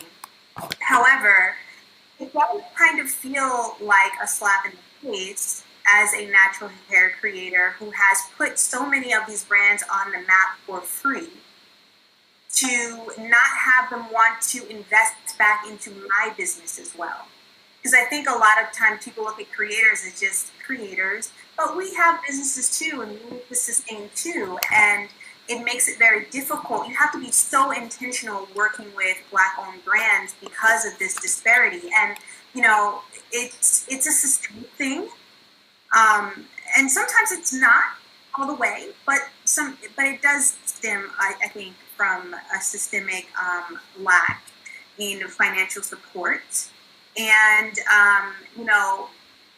but at the end of the day, if you are a brand that is in Target or Walmart or Ulta or something, and you're Black owned, like, you should compensate the people who put you on the map for free, especially. You better tell them. I understand what you said, and that is part of the conversation, but it's also these same brands that would offer us no budget. Oh, can you post for free, or $200 for a post or something like that? And those are the same brands that are turning around and working with creators that are well established with millions of followers. So they're not offering them $200. So it's always disrespectful, I find. And celebrities, like, how are you? I know Megan Thee Stallion's not posting for free, and Megan Thee Stallion doesn't even use the product. Right? No shade, Megan. I know you're going through a trial right now. My heart goes out to you, girl. Yeah. I'm just saying. You see it, and it's like, make sense. From this angle, it's like you're not a small Black-owned brand anymore. You are able to invest in influencer marketing. You're just choosing to not invest in the creators that have helped you build your, I guess, business. Very, very true. Or smaller creators, just so to speak. Yes, very, very true. I agree. For me, the pros and cons. The pro is just the creative side of it, educational side that I'm able to contribute to, right, with everyone else. The con is the business side of it. Like I said, the financial side of it, the just trying to support your passion for educating and sharing your journey. But like what has been shared, like the companies are not able to meet your rates, and it's not like our rates are not backed up. Okay, they're backed up. It's clear as day, and it's almost like when it comes to like in this industry, it's kind of okay. So yeah, well, black hair owned companies, some of them are great. Some of them have really sweet owners that are so nice and everything. And then when you talk money, you see another side come out and you're like, whoa, you just offered me some oatmeal cookies. And now you just like, what? I don't understand. So it's crazy. It's can be a little bit discouraging, but I try to never let it discourage me. I'm just like, at the end of the day, we will eventually come across those brands that you don't have to explain why your rate is your rate. You feel me? And you don't have to feel this nudge to have to lower your rate because you're trying to make ends meet that month, you know? So, because if you're presenting a suave professional campaign to two content creators, one is black, one is white, the white is not sweating in no shape, form, or fashion. But the black person, they might ask that black content creator to adjust some things, and you're like, it's kind of, that reminds me, I don't mean, it's probably not the exact same thing, but y'all, we know Tabitha Brown, right, the vegetarian cook that has gone really popular. She has recently talked about how she's having all of this success, right? And there's a TV show, I believe, that they wanted to basically have her modify herself in a way that would no longer be her, you know, but they wouldn't ask. They probably most likely, I mean, I wasn't in the conversation, but I highly doubt they would ask a Caucasian content creator or influencer like her to do any type of modification. So it's almost like, but when you get it, you have to have your ground and you stand on that sucker. Like, be 10 tones down in who you are, what you represent, what your brand is about. Because you're going to have these companies that's definitely going to test your self-esteem when it comes to it. They will say stuff like, are you sure? Basically, like, you will send rates to them and they like, that's not what the last person charged, but then again, you like, then go to the last person. Go to them. Exactly. You reached out to me. Respectful. You like, don't come at me like that. Exactly. Audience. I'm a different person. Exactly. So and so. Exactly. What?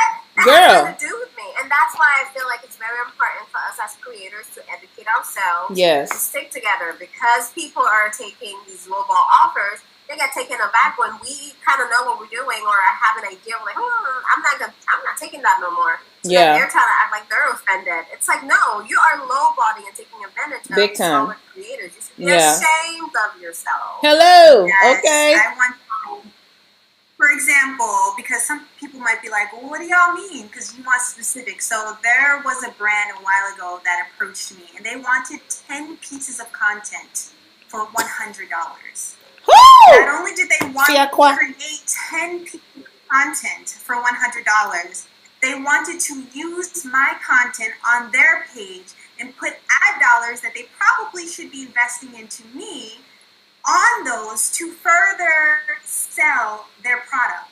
10 pieces. We just talked about how long it takes to create content. You're right. 10. But they don't factor that in. They don't care how long it takes us. They're not factoring that in. They're just factoring in the ending product. Like, bruh, first of all, you're not only getting the ending product, you're also getting the influence that it will come with. Like, you go and try to get a commercial on ABC TV for the rate you're trying to offer me.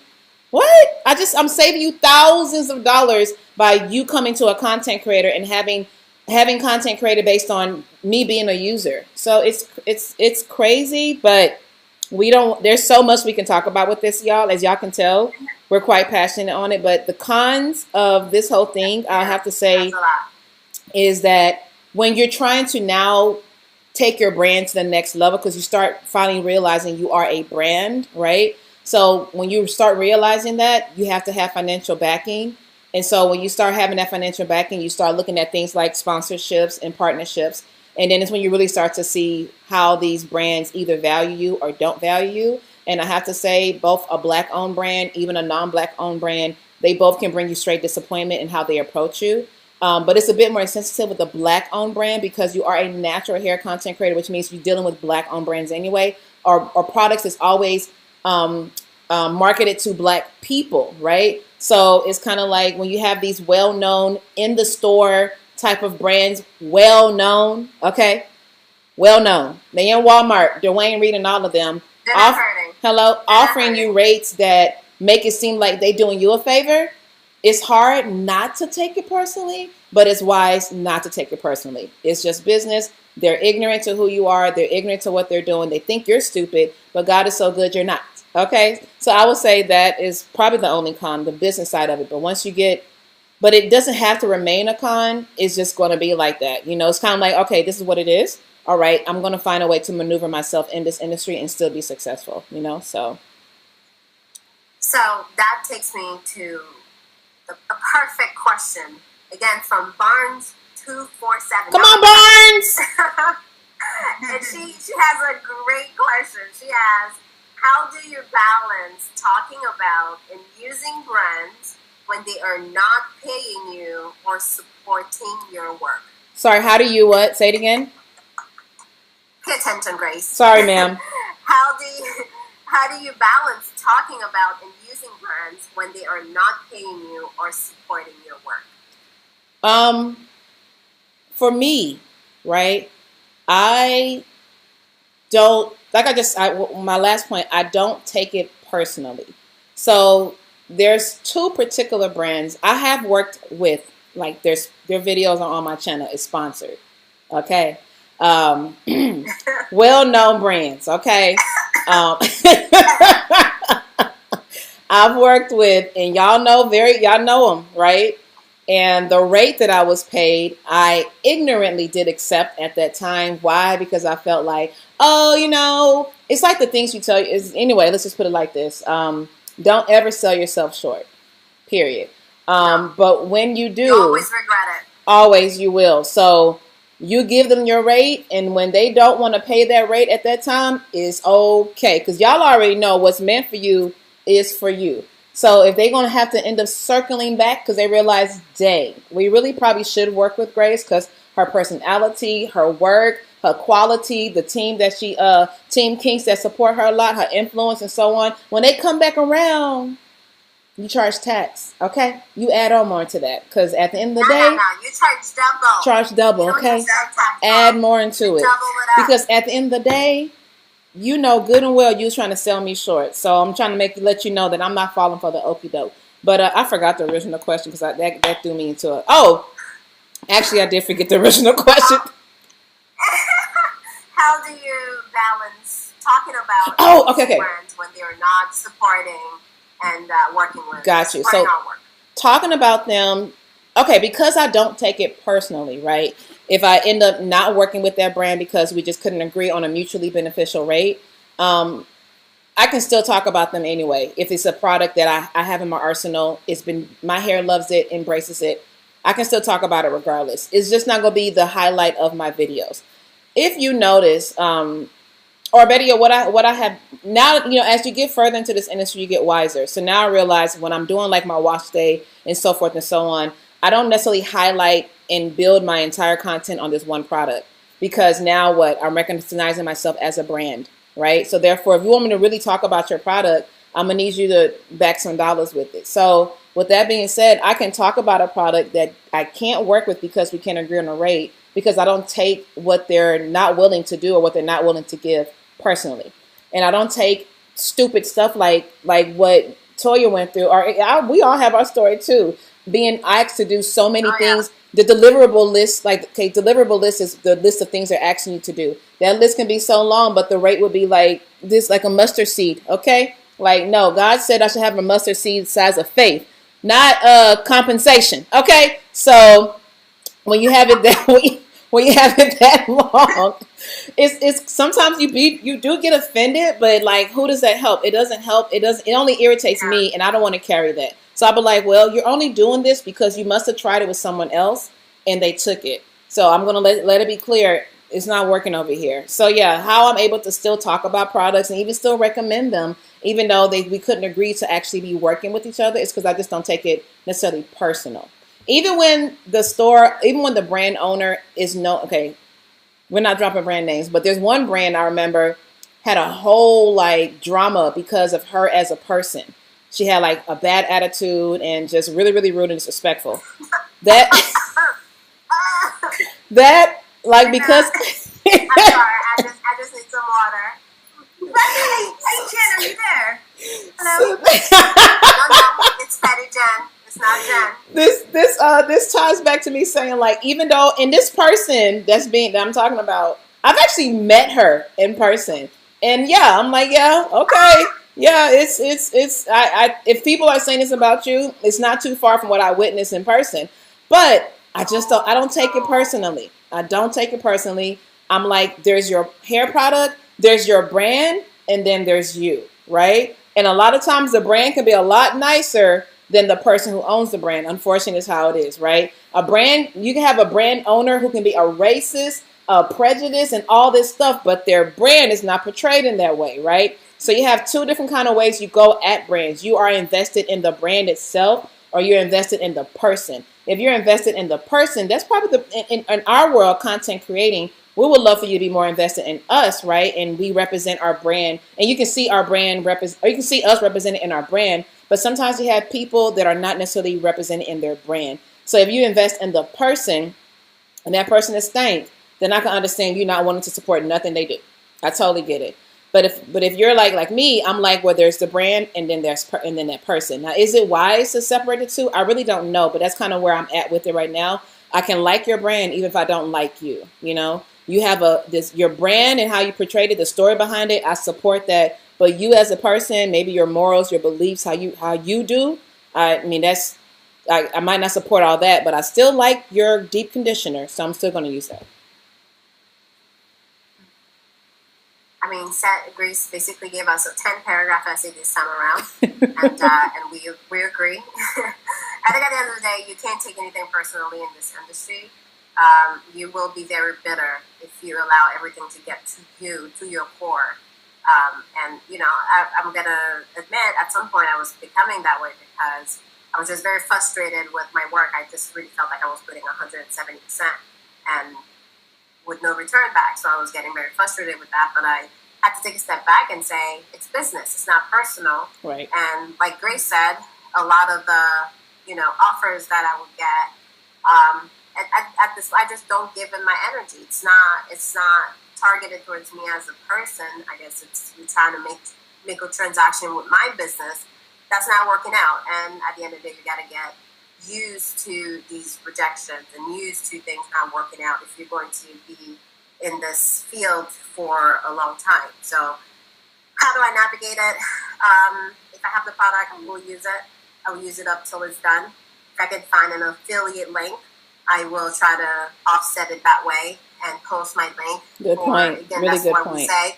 Use the link that helps us. A lot of time, that's the only way that us as Black natural hair creators is living is through the affiliate links. Really good point, Jen. It's really not through, it's not through the brand deals. So I will post an affiliate link and I'll just keep it pushing. Once the product is done, it's done. I probably won't be repurchasing with my own money or anything like that. Because that's another thing. They don't give us PR or anything like that. So it's not like we have a surplus of product. That's another good point.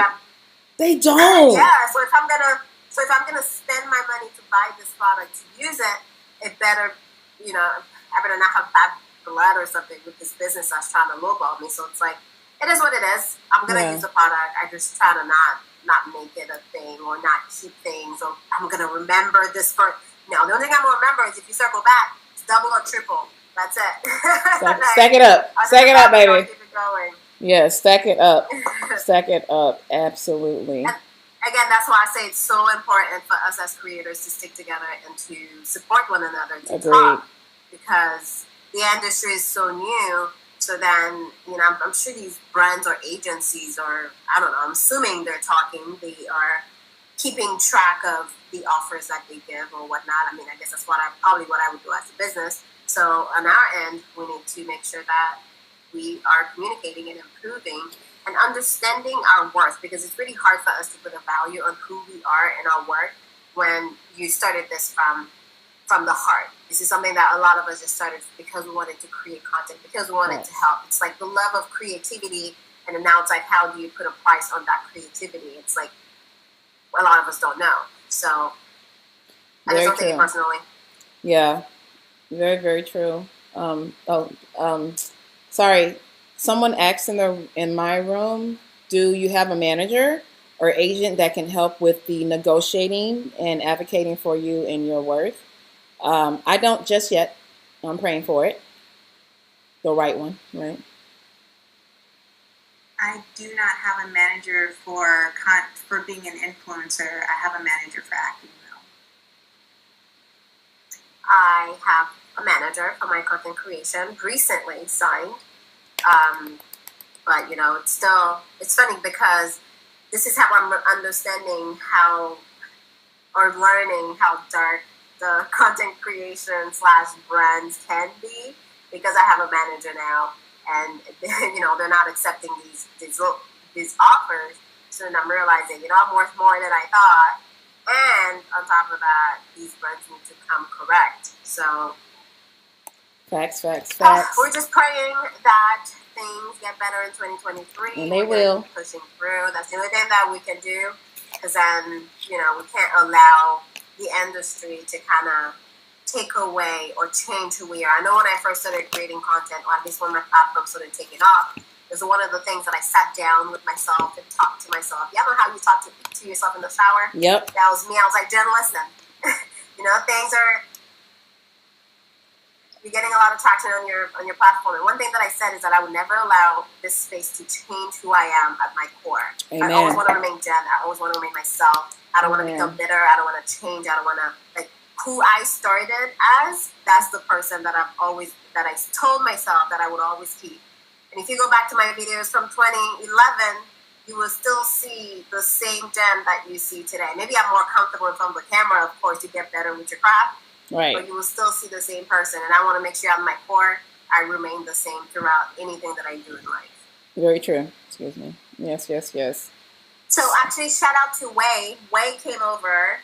Way's the person, I think, from your channel, Grace. Yeah. So she came and she said, hi, she's coming live and direct from Grace's channel to personally thank me and support my algorithm for my enthusiastic and encouraging words of starting a YouTube channel. So my advice to you, Way, is to start, keep posting, get better with every upload, and never forget who you are. Amen.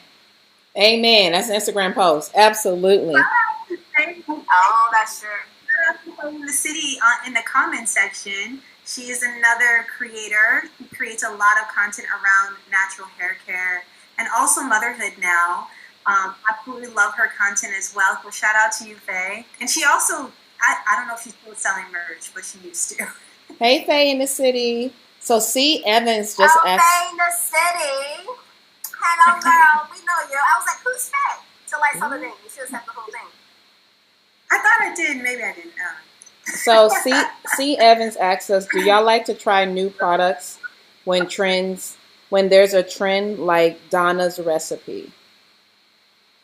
I don't ride the trends like that, especially when it comes to products. It depends on what the product is, but overall, I mean, if the product is something... I love trying new products. If the product is something that... I mean, it kind of depends. I mean, I'm more of the kind of person that I let the first wave go through completely before I actually try it. So, like, for instance, that whole issue that happened with Divas Curls, like, I'm happy I never tried that product. So, I'll let the first wave go on through, maybe even the second and third wave, and then I might give it a try. So, I don't mind arriving late to the party. I really like trying. I get tempted. I think it depends on marketing. If the marketing is good, Jen's probably buying it. Jen's using it. And if they're really good and the thing is now I'm grateful that I get a bit more PR. It's funny, ever since I got management, I get like a more influx of products. So I try not to buy anything because I have products that I should be using, but I'm still tempted. Sephora sales coming around, I'm still buying stuff. So yeah, I'm that person that will hop. I'll grab everything. I didn't get the Donna's recipe, so at that point I'm like, okay, maybe I'll kind of wait and see. I saw, who did a review? Wasn't it Faye? It could have been Faye that had a review on Donna's recipe. But anyways, I'm kind of waiting. But the thing is, too, I'm in Canada, so it makes it a little harder to get products that are only at, like, Target or something like that. So that will help me save money against my will. I had to look you up, Faye. Sorry, I actually am familiar with your content, and congratulations on losing 100 pounds, girl. Go, Faye, in the city. All right, yes. Okay, girl. Love it. And for anyone wondering what we're saying Faye in the city. That's FAYE in the city. Okay. Hilarious too, by the way. Very, very funny. So, ladies, do y'all want to move? Oh, sorry. Sorry, go ahead. Oops, I'm so sorry. Oh, no, go ahead, Toya. There's a delay. We sometimes step on each other because we can't see when the person's talking. I'm going to keep it short. I definitely enjoy some trends. Like, I'm not putting coochie cream on my scalp. I don't care what you say. Monostat ain't going on my scalp. That means you have some type of fungal something happening in your scalp, and you just need to go to the doctor, go to your dermatologist, go to your trichologist. I'm not doing that. You know, I'm not putting funky water on my hair from rice that's been fermented for 3 days. Like, I'm not doing it. Oh, I did. I ain't doing it. But there are certain things that I will do that make sense to me. Like, I tried the 30-day hair detox. You know, I tried wash and goes for a certain amount of time. You know, I try things here and there. I like having fun. I remember trying the Cherry Lola treatment, and I was like, "Child, this is a whole workout. I will never do this again." So you have to use discernment, especially for, you know, hair is a huge part of our livelihood. You know, I have to be very careful about what trends I'm trying and what products I'm trying, because if I ruin my hair, then it's like I got to start all over. It's a whole thing. But yeah, with discernment. But I do like to have fun. Just a quick reminder, y'all, if you want to support us while we're doing this live, please go into the comment section and click on the icon with the $sign right there. If you're doing it from your phone, it's a box with an S in the middle. That's a $sign.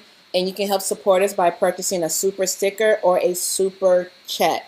Everything you all support, as far as those two features goes right back into our channel, and it also just helps us in general. So we definitely want to encourage you. In case you want to, no pressure, just getting that reminder out there, because it's a simple click, choose your amount and send. And we will see it in the chat, and we will definitely give you a shout out. Okay. So, do y'all want to move to the game portion? Game? Yes. There's games, y'all. So we're going to do a few games, but to all three audiences, please go ahead and start leaving questions in the comments, because we'll come back and answer a few, okay? So. I'm not streaming anymore, just so you know. My software didn't work out, so I'm not able to stream. So all of the people that were on my stream, I sent over to one of you guys' channel. Oh, sorry. Okay. All right. The OBS stopped? Mm-hmm. That OBS. It kept quitting. Chai. Yeah. Okay. It's fine. Okay. I'm in good company. Okay. So we are, and just FYI, y'all, I don't know if Jen and Toya going to do this, but I'm definitely going to do this, y'all. As far as this YouTube live goes, don't be surprised if we end up breaking it up and making separate videos for it, because we did cover a lot of content here, which I know will be really good at standalone videos. So I have two games here. One is called, I don't know why we're doing this making thing, Black Card Revoke. If y'all familiar with this, okay, it's a really, really fun game. I think it's a Black-owned brand. So let me see. It is by, blackcardrevoked.com. And I also have this other game I recently got called Let's Argue. Okay. So this one, yeah, this one is like, the petty in me. okay, I see Jen's response. So we're going to go Let's Argue. Or should we just do a little bit from Black Card and then most from the Let's Argue? What do y'all ladies think? We can just do a combination of both. Like, Okay. just go back and forth. Okay, all right. Oh. So Black Card Revoke. So the way we're going to have to do this, because these come with like these different letters. So y'all will just call out the letter that you think the answer is to. Okay. So the way that it works, I hope I remember how to, because I haven't played this game in a while. Okay, here we go. So you know how we do. Make your own rules and play the way you want. There's what you're going to. That's what you're going to do anyway. So it says play individually or 10K. Rotate the cards. Blah blah blah. I want to go. Blah. Okay. So the way it is, I will ask you either a question or I'll make a statement, and you choose what makes the most sense. So let's do a example question. So we have what's something that you think most white folks don't know anything about. A, being ashy. B, whooping kids in public. C, cooking with seasoning. D, that prayer before getting pulled over. So, Toya? Oh, I think it's that prayer before getting pulled over. I mean, that's, That one's deep. Okay. There's no right or wrong. So this one is a majority rule. So, yeah. Right, majority. Oh. Yeah, majority rule. So whatever was the highest answer would have won. So for me, I'm probably going to say C as well. That cooking it with season, especially when you have potato salad with raisins. I just can't. I can't do it to my life. Okay. Grace, please. So this one. Need a reminder. This one is a correct answer one. So this one will have a correct answer. So here we go. And y'all can play with us in the comment box as well, y'all. Okay, here we go. In The Wiz, what was the first color seen when Dorothy and her crew walked into Emerald City? A, gold. B, red. C, green. Or D, blue? Question again. In The Wiz. Sorry? Oh, in The Wiz. In The Wiz. Yeah. In The Wiz, what was the first color seen when Dorothy and her crew walked into Emerald City? Was it A, gold, B, red, C, green, or D, blue? Dun, dun, dun, dun, dun, dun, dun, dun. I'm gonna have to guess. I don't know. You saying D, blue? Jen? I'm going to say green. Oh, you said C. C, green? Okay. Well, the answer was in. Green, I'll go with red. You're going with red? I can't remember. So Toya's saying green. Jen is saying red.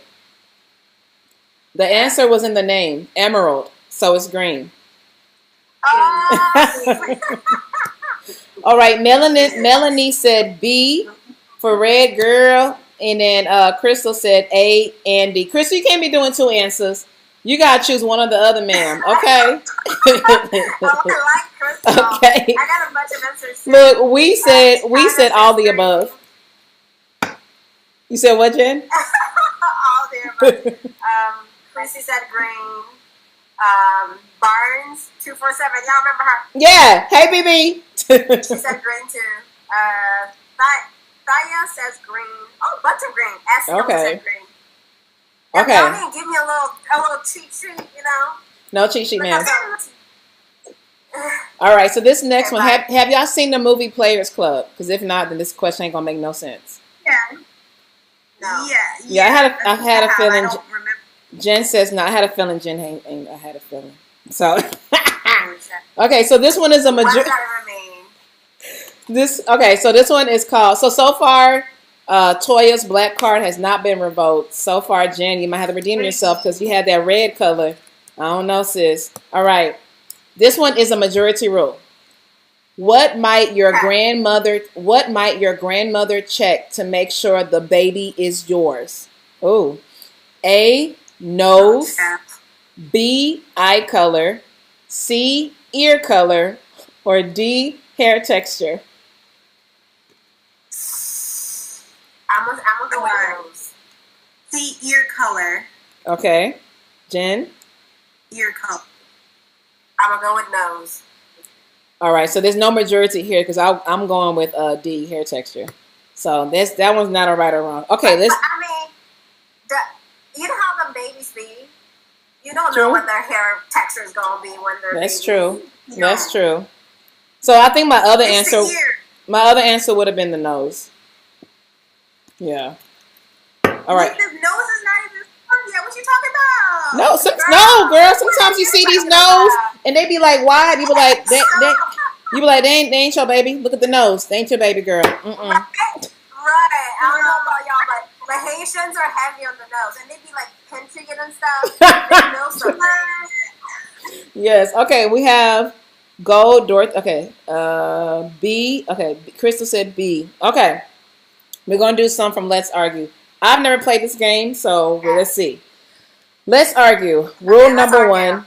Rule number one, there are no rules to arguing. Let every question spark a fun, humorous debate. Try limiting each question's dialect to 3 minutes or less. In no way was this game created to cause confliction and or a divide amongst contestants. Questions are based on opinion, preference, and comparison. Nothing listed is factual. Okay? That's a disclaimer. And for anyone wondering, they had to put the disclaimer. They had to. Families don't broke over this. Facts. Friendships. I'm trying to find the. Okay. I'm trying to find the company I bought this from, but it's not. It's not around me, y'all. Sorry. Yeah, sorry, y'all. But I think if you just Google the name of the game, because it's a black-owned brand. I found him on Instagram. Okay. Well, let's. This. Go ahead and put it in the link. It'll be in the link in the description when she posts this. Yes. Hopefully, if I remember, Lord. Okay. All right.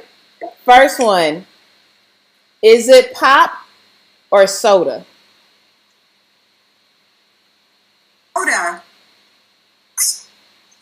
Jen, you said pop? Did Jen say pop? It's soda. No, ma'am. It's soda. Canada, they say pop. It's soda. It's soda, ma'am. That's yeah. 2 people agree. You're outnumbered. Here we go. Does Lloyd on this song? Does Lloyd on his song "You" say "fine to"? I don't even know that song. Do y'all know Lloyd's songs? Oh, I know. Okay. So let me ask y'all a question. It says, Does Lloyd on his song "You" say "fine to" or "five to"? I don't know the song. He says "fine to." Oh, it's fine too. Oh, she's fine too. Yeah. She too. It's probably fine too, but I swear to God, it's probably fine because it makes sense. But I swear I have definitely sang 5-2. I think it might be 5-2. I don't know the song. Okay, so fine too. K Semi Nomadic said pop is a Canadian thing, so we're gonna keep it right there in Canada, girl. I'm joking. Yeah. And then, okay. No, they do say pop even in London. I think they say pop in UK too. Okay, here we go. Oh, for real? TV show. I could be wrong, y'all. In case somebody from the UK, correct me, girl. TV show couple. Martin and Gina or Dwayne and Whitley? Oh. From a different world. World or Martin show? Oh. I'm gonna go with Martin. I'm gonna go with Martin and Gina. I'm gonna go with Martin and Gina too. I think I might go. Yeah, I have to go with Martin because it was funny as heck. So yeah. I was gonna say I feel like Dwayne. They were an interesting one. Yeah, they was cool, but Martin was a straight fool, and Gina just dealt with it. I thought she was a fool too. Yeah. Okay. Oh, this is a good one. My God, look, the answers coming in. Everyone's voting for Martin. Y'all, damn, no one has said for Dwayne. Because y'all know good TV. Y'all know good TV. Martin. Okay. They do. Somebody said both. Look, Dee Dee, you can't be answering for both, ma'am. You got to choose one, okay? All right. So this is a good one, y'all. Y'all ready? Okay. Should a lady pay back the money borrowed from her husband/boyfriend? So in y'all case, should a lady pay back the money borrowed from her husband? Or for me, I say I guess boyfriend. Oh, that's the question. Yeah. Should a lady pay back the money borrowed from her significant other? Well, my first question would be, why would I need to borrow? Because his money is my money. Facts. But if we had a whole understanding that I'm going to give you this money back, then I'm giving my words. I'm giving you the money back. Mm. Okay. I agree. Depends on how it was initiated. If I took some money from, well, because we have a joint account, so it just really depends on where it comes from, right? So the way that we do our finances is we have a joint account that has, all the bills and everything like that. And then we also have our business accounts and we have our separate accounts. So it just depends on the source and what the agreement was when we first got it. Borrowed it or took it. I just don't feel like I would be borrowing money from my husband because, you know what I mean? Like, right. We're in unit. It's all going the same. It's all going back in the same account. If there's some weird situation, if there's some weird understanding that, okay, for whatever reason you need to give this money back or whatever, and it was under the assumption that it's borrowed and you can give it back, and I said yes at the time. Yeah, if I said yes. Knowing that I would have. Patty Jen would never say yes. But if Patty Jen slipped up that day and said yes, then Patty Jen is giving the money back. Okay. But he don't got no money. It's all mine. Facts. Running facts. Okay. Yes, I think for me, I'll pay you back. It's called fizzy drinks in the UK. Okay. You're doing too much. Yeah, y'all doing way too much. Even the time it takes to say that word, I'm already exhausted.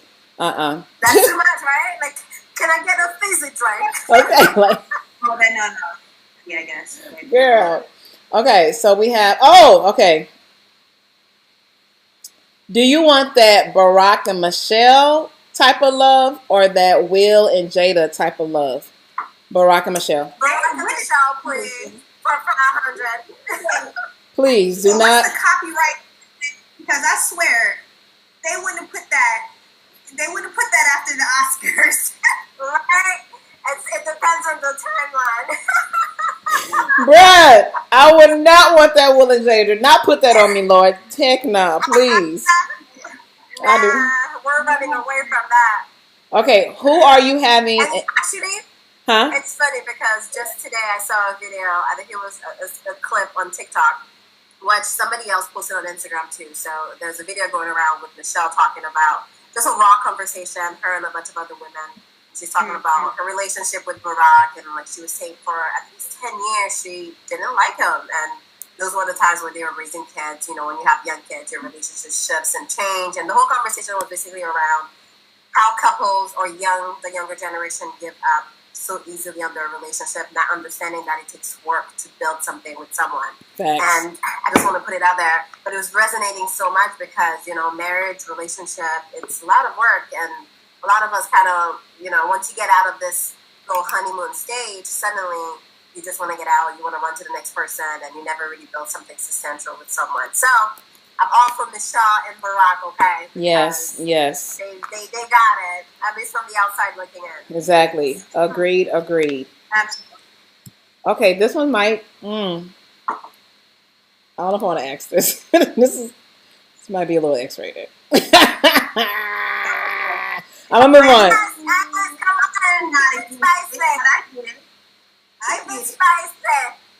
Should I? Should I ask it? Okay.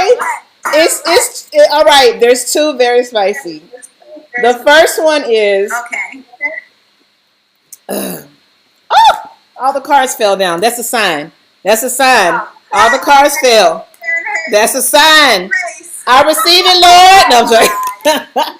Okay. Down there, hairy or bald? Bald all the way. I don't even have to think about it. I'm being too specific. It ebbs and flows depending on the season. I never had any complaints either way. I would say, we've had a lot of different styles. Okay. As versatile. Oh my God, Toya, please. I love Toya's answer. Come on, Toya. You better drag it out. Go ahead. This is a 2-word answer. Drag it out. 1 word. You gotta pick one. She's giving us 5 paragraphs that says once upon a time. How I prefer. I say bald. I like it. Well, actually, I do a fade. Okay. For me, I don't like bald at all. I don't like hairy. I like in between. But I've tried bald. It's very uncomfortable, and I don't like it too hairy. So I like a little, like, at the landing strip. That's me right there. So Take it all out. the second one. I had it all lasered, so. Oh no, yeah, okay. Oh Lord, this second one is spicy, y'all. Wait, hold on. I feel like, hold on. Alicia or Alexa said when you get older, it's going to fall out anyway. I know about it turning a little, salt and pepper, but it falls out. It falls out. So you mean I wasted all my money on laser when I didn't have to? Yes, Jen. I didn't know. Bye, Melanie Drawhan. Thank you for hanging out with us, girls. Thank you so much. Okay, we says trim. Okay, there we go. Trim. Okay, the second one is okay, Crystal says hairy, all natural. Okay, Crystal. Oh, she said laugh out loud. She's joking. Okay. I know that's right. Hey, sometimes it's like that for me too, though. I'm currently abstinent, so I really don't have to do too much down there for now. But thanks for okay. I'm just saying it's a little simple. It's simple for me. The second one is better position, missionary or doggy style. If y'all want to pass, we can pass, boy. It depends on the mood. Have I been drinking?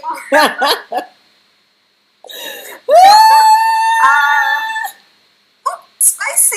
I told y'all. Y'all said bring it. Y'all said ask it. I try to warn you, okay? It's so funny. People are like, oh my God, LaToya, you're so, reserved. I like spicy too, y'all. You gotta be spicy sometimes. I noticed how you didn't answer the question, though. She said it. Okay, I don't think they're going to answer y'all. I understand. Because I'm not. I'm going to go with doggy. Oh, okay. Wait, so that's my final answer. What'd you say? She said doggy style. I'm going to go with doggy. That's my final answer. Missionary is boring. Let's be honest. What? I feel like... What's your... As someone who's currently abstinent, I don't know if I really have a dog in this race right now. So. Oh my God, no! You're gonna answer, please. You're gonna answer. Don't give me that excuse. But unless you are a virgin. Unless you're a virgin, okay? But I'm a recycled, a reborn, a born again version, okay? But back in my day, who's gonna answer the question? Back in my day, I actually preferred missionary because I feel like it's more intimate, like skin to skin, face to face. I like missionary. Yeah, so that's that. Ah! Okay, wait, Toya, what's your answer? Okay, so I definitely am in a gym situation where, depending on the mood, I like different things. Mm-hmm. But I feel like. I get the best angles hit. So we don't need 7 paragraphs. You just have to pick one. Like, please. Okay, my favorite is missionary. Okay. However, I like some other things. We even asked for all that. We just asked to pick between 2, and this girl's like, I'm spicy. I like other things. Right. Okay. Girl. Okay, let's see. Let's go over to our black card revoke and get 1 or 2, and then we come back to the more spicier game. Okay. So this is a majority rules question. Okay. When he says mother effer, it shakes your soul. Who is this? When he says mother effer, it shakes your soul. I don't understand the question. Can you give it an example? When he says mother, I think I know who said. I think who said it. When he says mother effer, it shakes your soul. Samuel L. Jackson. Done. It has to be. Yeah, that's who it is. Yeah, it's C. This is a majority rule. It's Funny enough, it's a majority rules, but that's him who said it. So it's like that's either a yes or that's him. okay. Here we go. Oh, wait. Okay. Yeah. Okay. This is actually okay. Okay. What's the word? Oh, Pretorius put doggy style. Girl, I see them little dogs. Okay. This is okay. I just did a majority rule. Let's see. Okay. This one says, what's a word that people use now that you weren't allowed to use back in the day at grandma's? A, hoe. B, lie. C, shut up. D, piss. All the above. What is all the above. What is a word you are able to use now, but you weren't able to use at grandmama's house back in the day? A, hoe. B, lie. C, shut up. Or D, piss. Mine was shut up. You don't tell anybody to shut up. Who are you? So yeah. So I wasn't. You can use it today. Well, not in front of this. No, I still won't do that in front of my parents. I still won't. I'd be like, Lie. Lie. Everybody in the comments is saying lie. Lie. Yeah. You lying? Okay. I don't know. I grew up French. None of these applies. Yeah. Facts. Who's always playing a no good? Oh, this is a good one. Who is always playing a no good man in a movie? A, Danny Glover. B, Blair Underwood. C, Clifton Powell. Or D, Samuel L. Jackson. I don't know Clifton Powell. Blair Underwood. He stayed being on somebody of being weird. That's true. That's Sam, true. Sam isn't always a bad guy. No, he's not always a bad guy. Sometimes he's the hero. Yeah. Here we go. Should a person be okay? Back to let's argue. Should a person be willing to take a bullet for their spouse?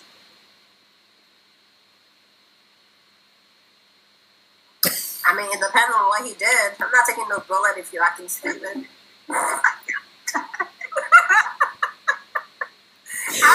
Jen is like, wait, was it your fault? Oh, if it was your fault, then no, I'm not taking this bullet for you. Take your own bullet. If you're out here acting crazy, that is not part of your agreement, sir. You're on your own. I know that's right. Taking bullets. Why? I got a business to build. I got millions to make. I'm not taking bullets for someone who's being stupid. It depends. Like, yeah, exactly. If it's that situation, but if we were legitimately in danger, I probably would just act on impulse. But who I will definitely always take a bullet for is my son. It's your baby. Absolutely. No questions then. Girl. Okay. So, the second question on that same card is, if a waiter or waitress has poor service, should you still leave a tip? Jen said immediately no. Immediately no. That's what Jen said. No. See, I'm not about to send the food back because that's what makes me uncomfortable. But I'm only tipping if I'm happy. That's how I speak up. I'm sending that food back. It depends. If the service was bad, well, it depends. I might not leave as high as a tip I normally would, but I might leave something. Because at the end of the day, waiters don't get paid much. That's why I cross the line. Because, well, first of all, for me, I'm like a 0 or nothing. I mean, 0 or 100 tipper. Either I'm really happy and I'm giving you a good tip, or I'm just not tipping you at all. But the whole conversation around waiters not being paid enough, that's not my problem. Like, influencers aren't paid enough either, boo-boo. Facts. I'm not saying I want a discount on this meal, sir. So take it to your boss, take it to the industry, take it to the food administrator, whoever you need to take it to. But I'm only tipping if I'm happy. Facts. I feel you. Yeah, I almost always leave a tip, but it will be lower. It will be lower. I wish I want to be like Jen. I want to be savage like Jen. I want to be petty Jen and just leave. But I feel like I would be so embarrassed. Gotta like run out. I don't know. Embarrassed. Like, you probably never see me again, boo boo, if your service was bad. I feel you, I'm gonna walk out of girl. here with my head held high. I love that energy. Okay. See, that's where I become savage. When it comes to sending food back, oh, I'm so uncomfortable. Oh, I do it. It's okay. Then, see, that's where I get uncomfortable. But That when food it comes goes to tipping, bad. nah, that's extra money that I gotta give you. That's true. Facts. That's the thing that I don't like. This is what I don't like.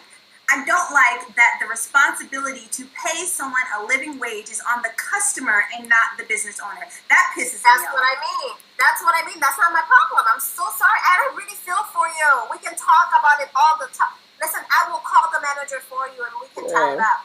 But that's not my responsibility to, like, you should be making a, like, the whole industry is rigged when you think about it. Facts. The fact that they're not paid fair. That's the problem itself. Facts. Elise. It's not going to be pressure on me to tip you. Elise says, I would ask if they are okay. Everyone has a bad day. You so sweet, girl. I totally feel you on that one. We says yes. The better the service, the better the tip. Facts. Period. So here go one. Cute. You're getting jumped. Okay, Lauren said that she would leave less. Oh, you're moving on. I was going to read some comments. Yeah, go ahead. Grace, I have a question though, because you say you be sending your food back. I don't know. I don't like sending my food back because I just heard that they be doing weird things and it's going back. That's scary. It's going back. I kind of feel like that's a myth. I used to work in a restaurant, and as much as people would send the food back, I have never seen anybody do anything ratchet in the back. Like you're so busy in the back anyway that they would just kind of like, oh, whatever. Especially if it's a regular. Some people are regulars at sending food back, and they stay coming to the same restaurant. Makes no sense. But anyways, they'll just kind of like laugh it off and like quickly whip up another plate. I've never seen. Like, okay, so Jen, I'm about to ruin all that for you real quick, and Toya, I'm about to make you probably even more scared. I don't know if I even want to know. I have physically, with my own two eyes, seen someone do some nasty stuff to somebody's food because it was sent back. Yeah. What they do. So this is when I worked at Jack and... Oh, wait. Can I say the company? Yeah, that's fine. This is when I worked at Jack and the Crack at Jack and Box. And... and we would laugh. Girl, and we was working the drive-through, and the person who was making the order, like, they had like a little attitude. They was coming at the drive-through order taker, and when they came in, drove to the window. The person gave the food. They went through it. It's like, this is whatever they said. They might have said this is cold or this is not what I ordered. I didn't want no. It was something I didn't want no mustard, but they had a little attitude with it. So they gave the food back, and the drive-through person was just like, no problem, ma'am. We'll take care of it. Took it to the back, and then made a new one. Opened up, I think it's a burger or chicken sandwich. Opened it up, and from the back of their head, maybe they went as far back as when they was 2 years old to get a whole loogie and spit right inside of their food. And then moved it in there to blend in with the sauces. And then gave it to him. And I was like, now why would you do that? It was like, because the way they talk to me, I'm going to show her. But I'm like, that's wicked. That's a wicked person. So.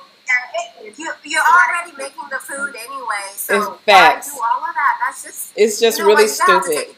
You're going to have to take it to Jesus. Exactly. But even with me have seen all that, I'm still sending that food back. I just have to trust and believe that God got me. And ain't no stuff going to enter into my body that shouldn't be there. In Jesus' name, amen. And if I feel like, you know how sometimes you might feel some type of sensing to like, you know what, something don't feel right. You can just go ahead and keep that food and reimburse my money. That's happened to me before too. So like, it just kind of depends.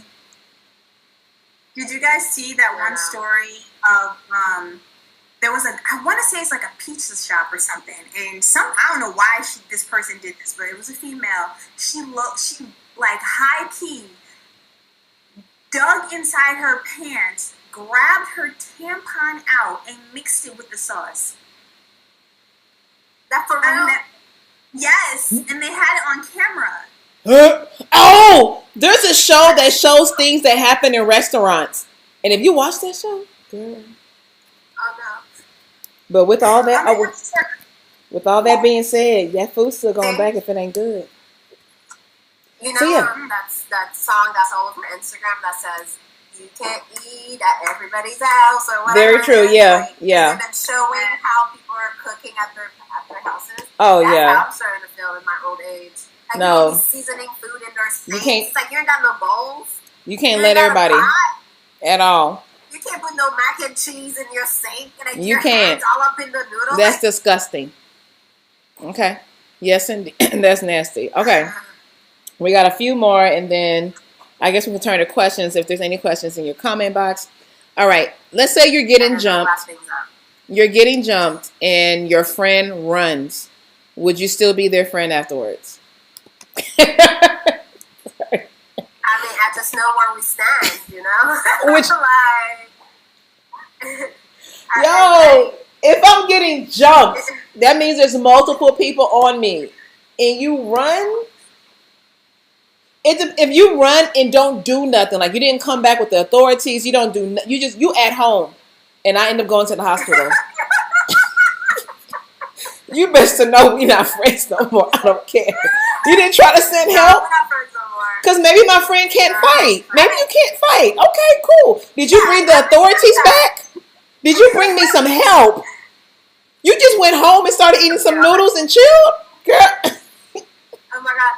Renee Bell says blocked. Girl.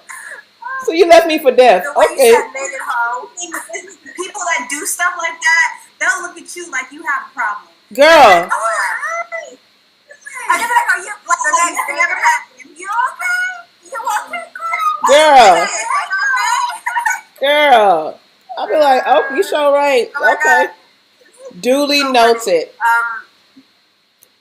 Juju, I think that's her name. I don't know if that's how you say it. She said she would be the friend that runs. But you gotta send help back, Juju. Juju, you gotta send help. You gotta send help. back. You can't leave your friend for death. Seriously. All right, and the last question. This one's actually good too. But did OJ do it? I don't know who did it. Okay, that's not a good one. I don't want to end on that note. That was a simple one. Okay, should have. Oh, this one might be sensitive. I might not want it. Oh, this one's good. Chicken wings, drums or flats? Drums all day. Absolutely. Drums all day. I like me some flats. I'm working for my food that hard. Okay, I'll be breaking bones apart, trying to get the middle with the meat. You know, nah. Just give me the Drums all day. Give me the meaty part. Yes, Toya, I'm with that. That's the fun part. Hello. Don't Okay. want to labor for my food. Okay. I pay big money to make. I like flats. Listen, the answers are coming in and flats are winning. Oh! Y'all don't know what y'all talking about. Y'all tell us, are you flats or drums? Flats or drums? Some about the flats. I'm a drum girl all day, every day. I got 3 drums. They don't know what they talking about. For 5 flats. They sleepy. That's why they saying that. Yes. How?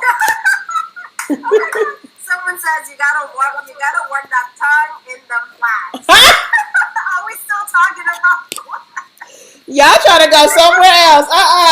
Abort. Girl. This is not that type of conversation, Barnes. Oh, look. Wait, we said that to the question about leaving your friend getting jumped. She's talking about the scene in Girlfriends when Joan left Tony. Y'all remember that scene? Joan was out. Joan was out. You're right. She was out. She said, I don't know how to fight, and I know that very well. Okay? Yeah, she left. You got it's funny because I watched Girlfriends. I was maybe like last year, 2 years ago during the pandemic, like over as an adult.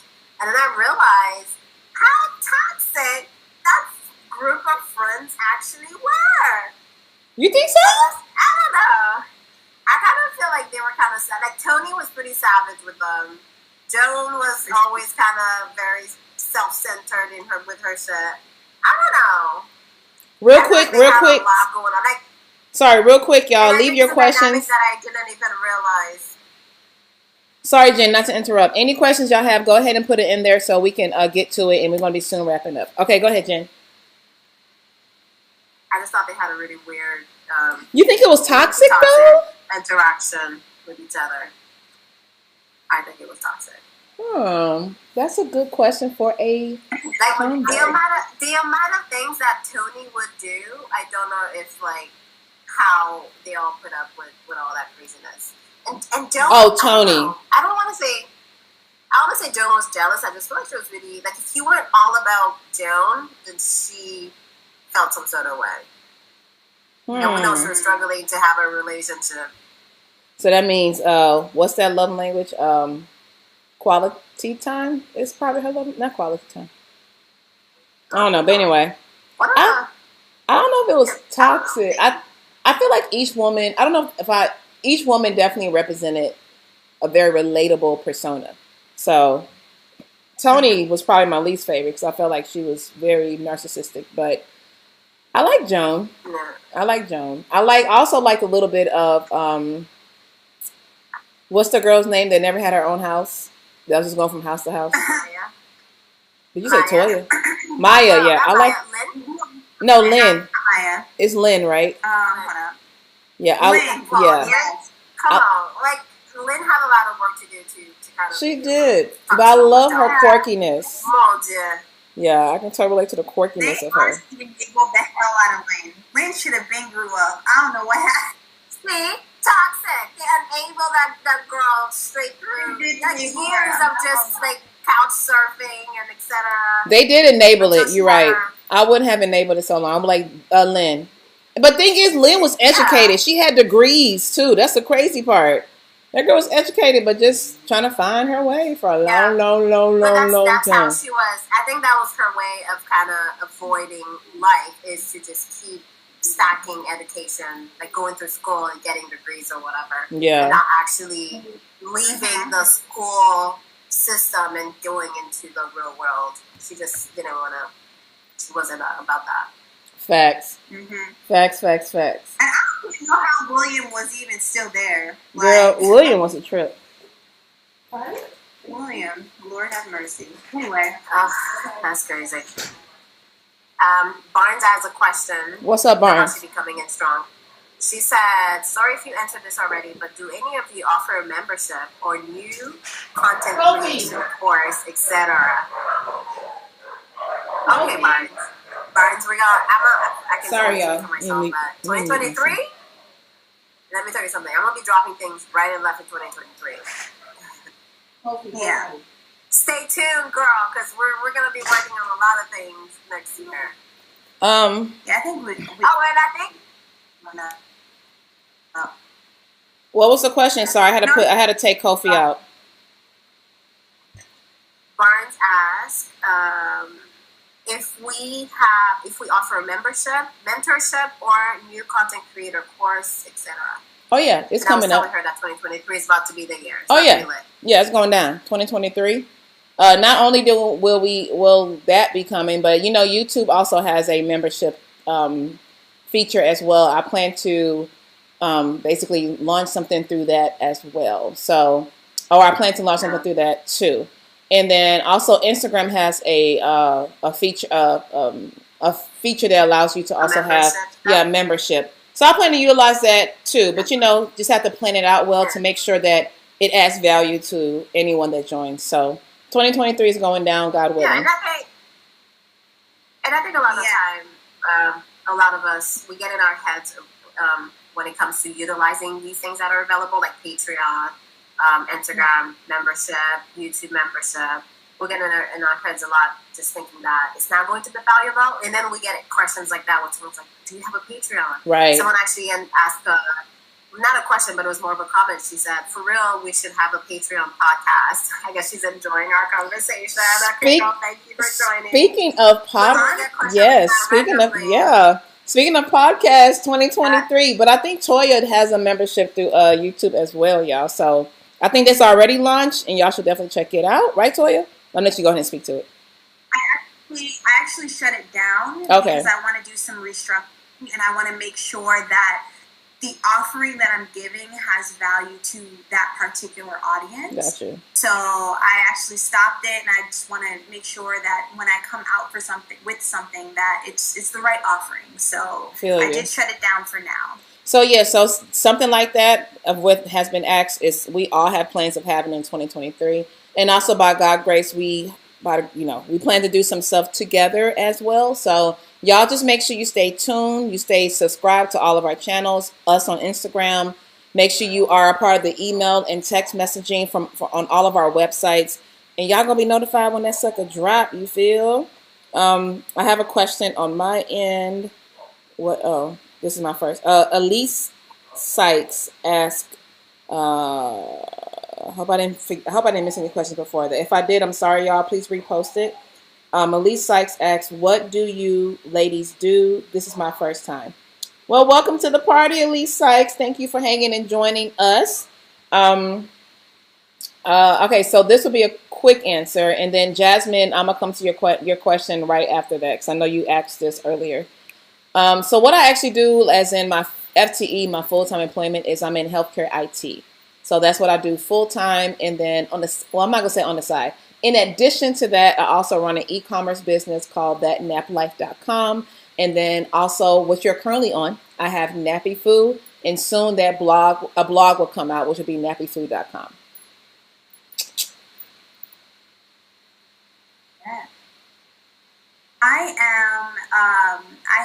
I'm a YouTuber, content creator. I have 2 different channels. One is dedicated to hair care. The other is fashion, beauty, lifestyle. I also have an e-commerce business as well, selling t-shirts, mugs, sweatshirts. And I am an actress, and I do acting and content creation full time. It's crazy how we all wear so many different hats. Yeah. Similar to the other lovely ladies, I'm also a content creator, YouTuber. I create content around natural hair, lifestyle, beauty, self-development, mental health, all that good stuff to get you feeling good and feeling confident in your body. And 2023 is going to be the year where, I'll be launching a few extra things, adding a few extra titles under my name. But this is what I do in a nutshell. Amen to that. Jasmine Ogunyemi. Sorry, just because I have, sorry. What? Okay. She asks us, when growing your hair out, do you notice it getting thicker before you see the length? Yes, for me, at least with shrinkage, my hair will just appear fuller before I start noticing that it's longer. And my hair also grows up, so it's hard for me to even notice that it's growing a lot of the time unless I go back to like other videos, or people will tell me, "Oh my God, Jen, your hair has grown." And I'm like, "Has it? Wait a minute." Like, I'll have to check, but I don't typically notice my length like that because of just the nature of my hair and how much it shrinks. And the more it grows, the more it shrinks. It's very weird. Can I just say something about Jen? She will break your heart if you are attached to her hair. Okay. Oh yeah. As soon as you say, she'd be like, "Oh, let me go get it cut." Like, she is not afraid of fingers, and I love that about her. I'm not loyal with my length at all. My audience constantly is on my back about me cutting my hair. They're always like, "Jen," and I'm like, maybe I'll grow it out, maybe I won't. But I kind of really move with how I feel when it comes with my hair. I feel like I've just been put in a box for too long when it came to how I should do my hair and wear my hair, etc. So now that I have control, I'm just like, I'm going to change it up. So every 2 years at the very least, there's a new drastic change. So don't get attached to my length at all. But just know that it's growing. I know it's growing. Yes. I've reached this point in my hair Alexa, where I'm not turn on the light full unless I'm very intentional about noticing it. It's just gotten to a length where first of all, I'm a nipple length, okay? That as I've aged, that goalpost has moved and had a baby and all that stuff. You know what I'm saying? But I want long to get locks, but that's going to be like, I want Angela Bassett Wakanda locks. I want white, like I want all white locks. That would be so dope. That would Nice, be nice, dope. nice. Okay, and then y'all bring the questions in now. Let me just throw one more in, then someone else would have to go. Sorry, y'all in the chat rooms. If I don't get to your question, please don't get mad at me. She asks, okay, so you asked a two-part question, but I'm going to answer the first one, and then I'm going to present the second one to the group. So I would love to hear their two responses to the second one. Any thoughts about I guess the first one too. Okay. Any thoughts about starting your own hair products? We're going to give you like a straight answer because we kind of probably all getting really sleepy and tired. For me, I never limit what could happen. So it's not a no for me, but I know as of right now, that's not like a 2023 thing for me, but eventually in the future it'll come. Yeah, I agree with that. I think it takes a lot of capital to start your own like physical product line or offering. So, y'all gotta support us, share our content, get us these brand deals, and once that's up there, then I would love to have a no bullshit hair care line. Maybe I should just call it that. Yeah. No bullshit. No BS. No BS. Yeah, I definitely would love to go online someday. That's definitely a goal of mine. I don't know when that will happen. Like Karen said, it takes a lot of capital. It takes a lot of research. It takes a lot of testing. There are so many different phases to creating a product that is safe, that actually works, that is accessible to the audience that you want to make it accessible for. So it is a very long process, but I would love to do it one day. And then her follow-up question is, what is the hair industry lacking regarding 4C hair? Oh, that's kind of deep. I know, that's why I was like, that's a good little question, She said she's going to make us think today. Lacking in terms of what? Like in terms of products or just in general? Just in general. What is the hair industry lacking regarding 4C hair? I would say, I hate to even say it, but I would still go with more representation and just having us on, say, product labels or billboards or like just raw 4C hair, like my hair is right now, unaltered, just being presented to the audience that way. Because I think the more people get to see their hair like this or see someone that confidently wears their natural hair like that, then I think that would also help them wear their hair the same way. Because you wouldn't believe how many messages I will get from women, especially now that I do a lot more wash and goes, where they'll say, I don't have wash and go hair. And it's like, what does that even mean? And I know exactly what they mean because I kind of felt the same way too at some point, where I just felt like wearing my hair in a wash and go wasn't acceptable. Like wearing my hair like this was shrunken and just doing it, staying like no definition per se. I'm not trying to get it super defined. That's not acceptable. Like I grew up with that idea, and it's still kind of, still in my head. Like I'll wear my hair like this in my home, be like, you going out like this? Why? Like you're not gonna do nothing? And I think the more we see people confidently wear their hair like this, especially in places where it's not acceptable, then I think the more it'll encourage other people to do the same that has tightly coiled hair. Toya? So just accepting natural hair just as is in all settings. Gotcha. Yeah, I'm piggybacking off of that, and I know that someday, when I create my line, I definitely want to focus on that. I feel like, be the change that you want to see, and that's really exciting to me, because I do find that many brands, they kind of start for one person or one kind of archetype of a person, and then what I feel a lot of brands ended up doing was they create a hair care line for someone, and then once the numbers of how Black people consume product and how much money they could make in the Black market, I think a lot of brands then tried to market either the same products to us or make a couple tweaks latch on to a couple buzzwords and then market it to us so that they could get a piece of the pie. And I definitely would love to change that at some point. Well said. Well said. I have nothing to add to that. The first word that came to my mind was representation, honest representation. Like when you have the 4C only, but they're on the screen with their hair straight. I'm like, that doesn't represent nothing at all. But Jen, someone asked you a question directly.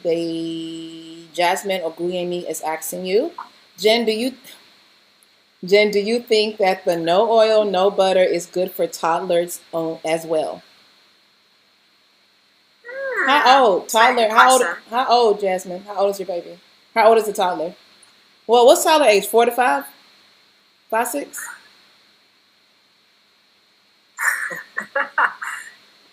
For kids, so just okay, yeah, for kids. I guess. Yes, I think so. I think the no oil and butter is about let me take that back. What I'm gonna say is it depends on the parent. And I say this because I also realize that not every parent has the time and resources and energy to, say, do their child's hair every week. Because with this method, you want to be consistent and you want to be able to do your hair or your kid's hair on a regular basis. So it's not a method where you can just kind of put your kid's hair in a protective style and leave it for a month type thing, if that's the time that you do have to take care of their hair. But other than that, like, it's just hair care. And the way that you're going to go about moisturizing and hydrating the hair on a consistent basis actually makes it easier every single time that you do it. And I say this because I see, for example, my sister-in-law, she has 2 daughters and they have a lot of hair. Bless her soul. They have a lot of thick, long hair, and she would put it in braids and kind of, do it every month or so when she has the time. But if she was to do it a little bit more consistently, then it would be less of a task. How your hair would dry out and becomes a little bit more tangly, then that won't happen if you're doing it on a consistent weekly basis. But at the same time, the reality is you may not have the time to do their hair every week. So I think that's where, you may want to do more protective styling, etc. But you can still do protective styling without the oil and the butters. It comes out to a matter of personal preference, like at that point. And I know a lot of naturals will argue that being able to coat their hair in an oil so that it stays lubricated for as long as they need it to be, say a month or so, is more beneficial.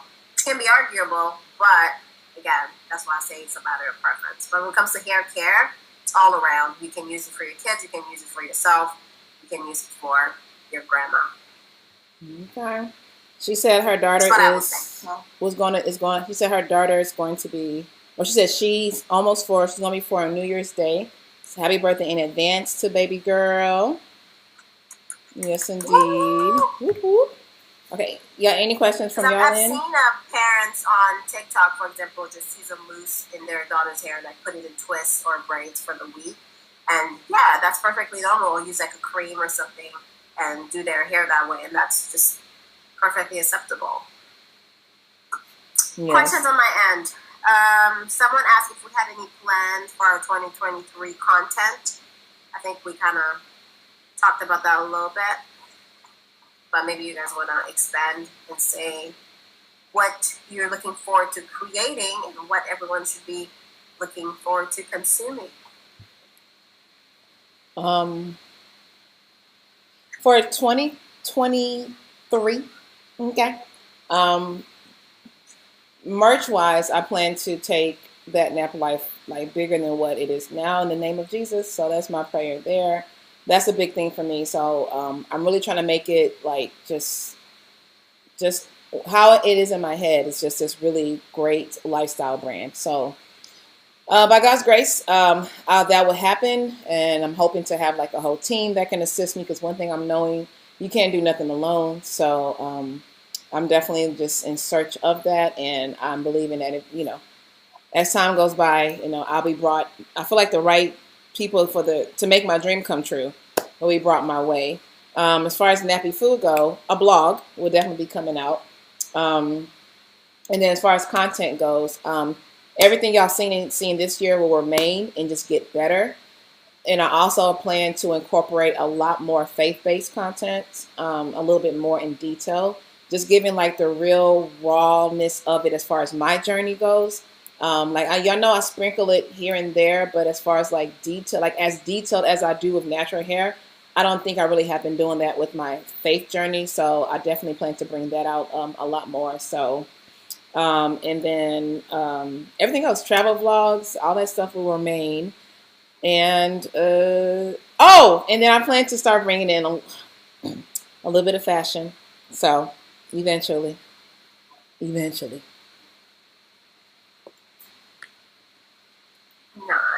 Toya. Hey, I have two different channels, and it's a lot, but I'm thankfully able to tap into everything that I ever want to do. So like hair care, I want to experiment more with my hair, like I always do. Have deeper conversations. I feel like I'm finding a place where I'm enjoying having conversations about what's happening in the natural hair community, as well as just taking you guys through more of my hairstyles like throughout the week, and just going deeper basically with my lifestyle, fashion, beauty, my other channel, LaToya Ebony, deeper, stronger, like everything is, I just want to be able to engage with you guys more. I definitely want to bring more of a live stream aspect to my content. And, business-wise, I'm working right now on getting a team together so that I can give you guys better content, and I can focus a lot more on the creative aspect and give you guys something that's interesting and quality. And I just want to go deeper with it, and I'll be essentially just revamping a lot of things and making it better. Nice. I mean, I think we all have similar goals in terms of where we want to take our content. So for me, for sure, I want to be more consistent on creating in general, so YouTube, Instagram, TikTok, and repurposing that content as well, so that I'm working smarter, not harder. Definitely working around having a team as well for, just to make this more sustainable and make it go further. And I also want to come out with my own thing, whatever this thing is going to be. Haven't figured it all out yet, but can start with merch and then going into courses or just whatever item flows out of me that makes it more sustainable for me, but also add more value into what I'm creating, because I do want to diversify my content more and talk about deeper, more thought-provoking posts when it comes to natural hair, but also personal development, like I said, mental health, just health in general. I want to bring these different aspects out, because those are the things that matters to me anyway. That's what I do in my day-to-day anyway. So I just want to have a deeper look into who Jen is and bring that out to my platforms. That's what I would say. Has any Black person ever pulled you aside? Wait, did I say something? Did I miss something? No. Oh, keep going. Yeah. Has any Black person ever pulled you aside and said your hair was not professional? No. Really? Yeah. Toya? I've never had a stranger pull me to the side and say anything like that. I think when it comes to societal pressure, I've definitely felt that. I've definitely felt left out of the beauty crew, the elites of the beauty categories in the world, generally speaking, specifically family. Not necessarily, like I remember when I was, because I'm an actress, and when I first thought about going natural, My mother, she was concerned with my acting career, and she was concerned about, what roles I would get. And mind you, this was 12 years ago when there were no Viola Davises like showing, type 4 textured hair on screen. And, she was very concerned that, I wouldn't be cast, and concerned about the kind of roles that I would get with my natural hair, because we you guys know about like typing, who can play this, who can play that, based off of what they look like. And she was concerned that my personality and my hair wouldn't match the roles that I would be cast in, more professional roles. So it was a challenge. It was challenging getting through that, and even still today, they're just now starting to have conversations about hair in the entertainment space. I definitely think it's something I might want to dive more into on my channel eventually. But yeah. Quick shout out. We says thank you, Jen, Toya, and myself. This was a fantastic chat. And Jasmine Ogunyemi says she normally is a quiet watcher of our channels, and she just wants to say that she loves us, and this is amazing. Honestly, something worth paying for a monthly basis. Girl, you better speak this passive income ideas into our life. Yes, indeed. Yes, I love it. Okay, amen. Well, Jasmine, you know what I'm saying? We listen. We don't limit ourselves at all. So we are multi-talented women, and we definitely appreciate your support, Jasmine. Okay. And Samantha is asking Toya and myself, because she already knows Jen is the queen of color. Okay. Would we ever experiment in coloring our actual hair? Mine is a straight, simple answer of no. I have colored my hair many times in the past when I was relaxed. I used to have lots of like blonde highlights and honey blonde and all that stuff. I'm starting to get gray hair on my hairline, and so I have been contemplating maybe doing some coverage here and there. I think what holds me back from color, outside of the obvious of it going all the way left and me having to cut my hair off, is my acting career as well. Because as soon as I change my hair, then I have to spend hundreds of dollars. I mean, I'm talking close to $1,000 and getting new headshots. It's very expensive to change your look as an entertainer. So that's something I'd have to really heavily consider. So, I mean, I'm not a yes or no. I'm still thinking. So I'll give a little explanation, I guess. For me, it's a no, because I just have no desire for it. I am someone who does, I have experience with weave. I deal with weave. I know how to color weave. I want to say, I know how to color weave very, very well. So for me, it's more about if I have an itch for color, I'm going to do it through weave. But as far as like the closest I've ever done in coloring my hair was adding blonde streaks when I was in high school. And that's probably the closest I got to it. But I personally don't have like the desire to modify or break up the bonds of my hair to get some kind of color into it. Because I just don't want to deal with what all it comes with. But yeah, so for me, I just think it's just no, because I'm like, well, I feel like if I were to color my hair, it won't stay that long because I'll end up changing my mind to something else. So I just rather just do that through weave, because I can change that as much as I want to. Yeah. That's fair. Jen, you have more questions? Toya, did you have questions before your live shut down? Grace, there's a question for you.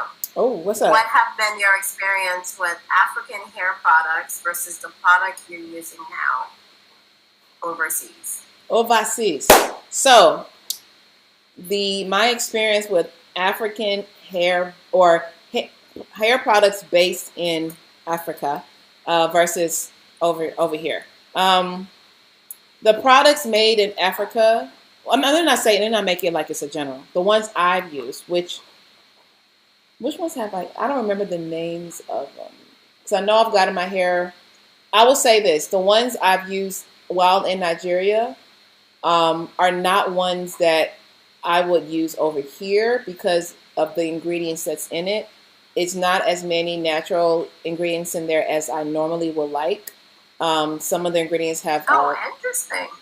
Some of them are like mineral based, and mineral oil based, and I personally I'm not a fan of mineral oil based products. Not anything necessarily against it. It's just not a fan for me. But the biggest product I've used from back home, of course, is shea butter, and that's the only place I would get it from.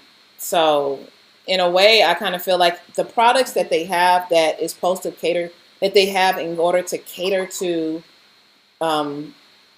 tourists, like those who travel there and don't necessarily live there, I feel like are not like the Camille Rose, the TGIN type of stuff. It's a little bit different. But natural-based products like their shea butter and the different type of oils that they have over there, the shea powder, that's the best place to get it from. So, but overall, my experience is not necessarily. Have you tried shea powder?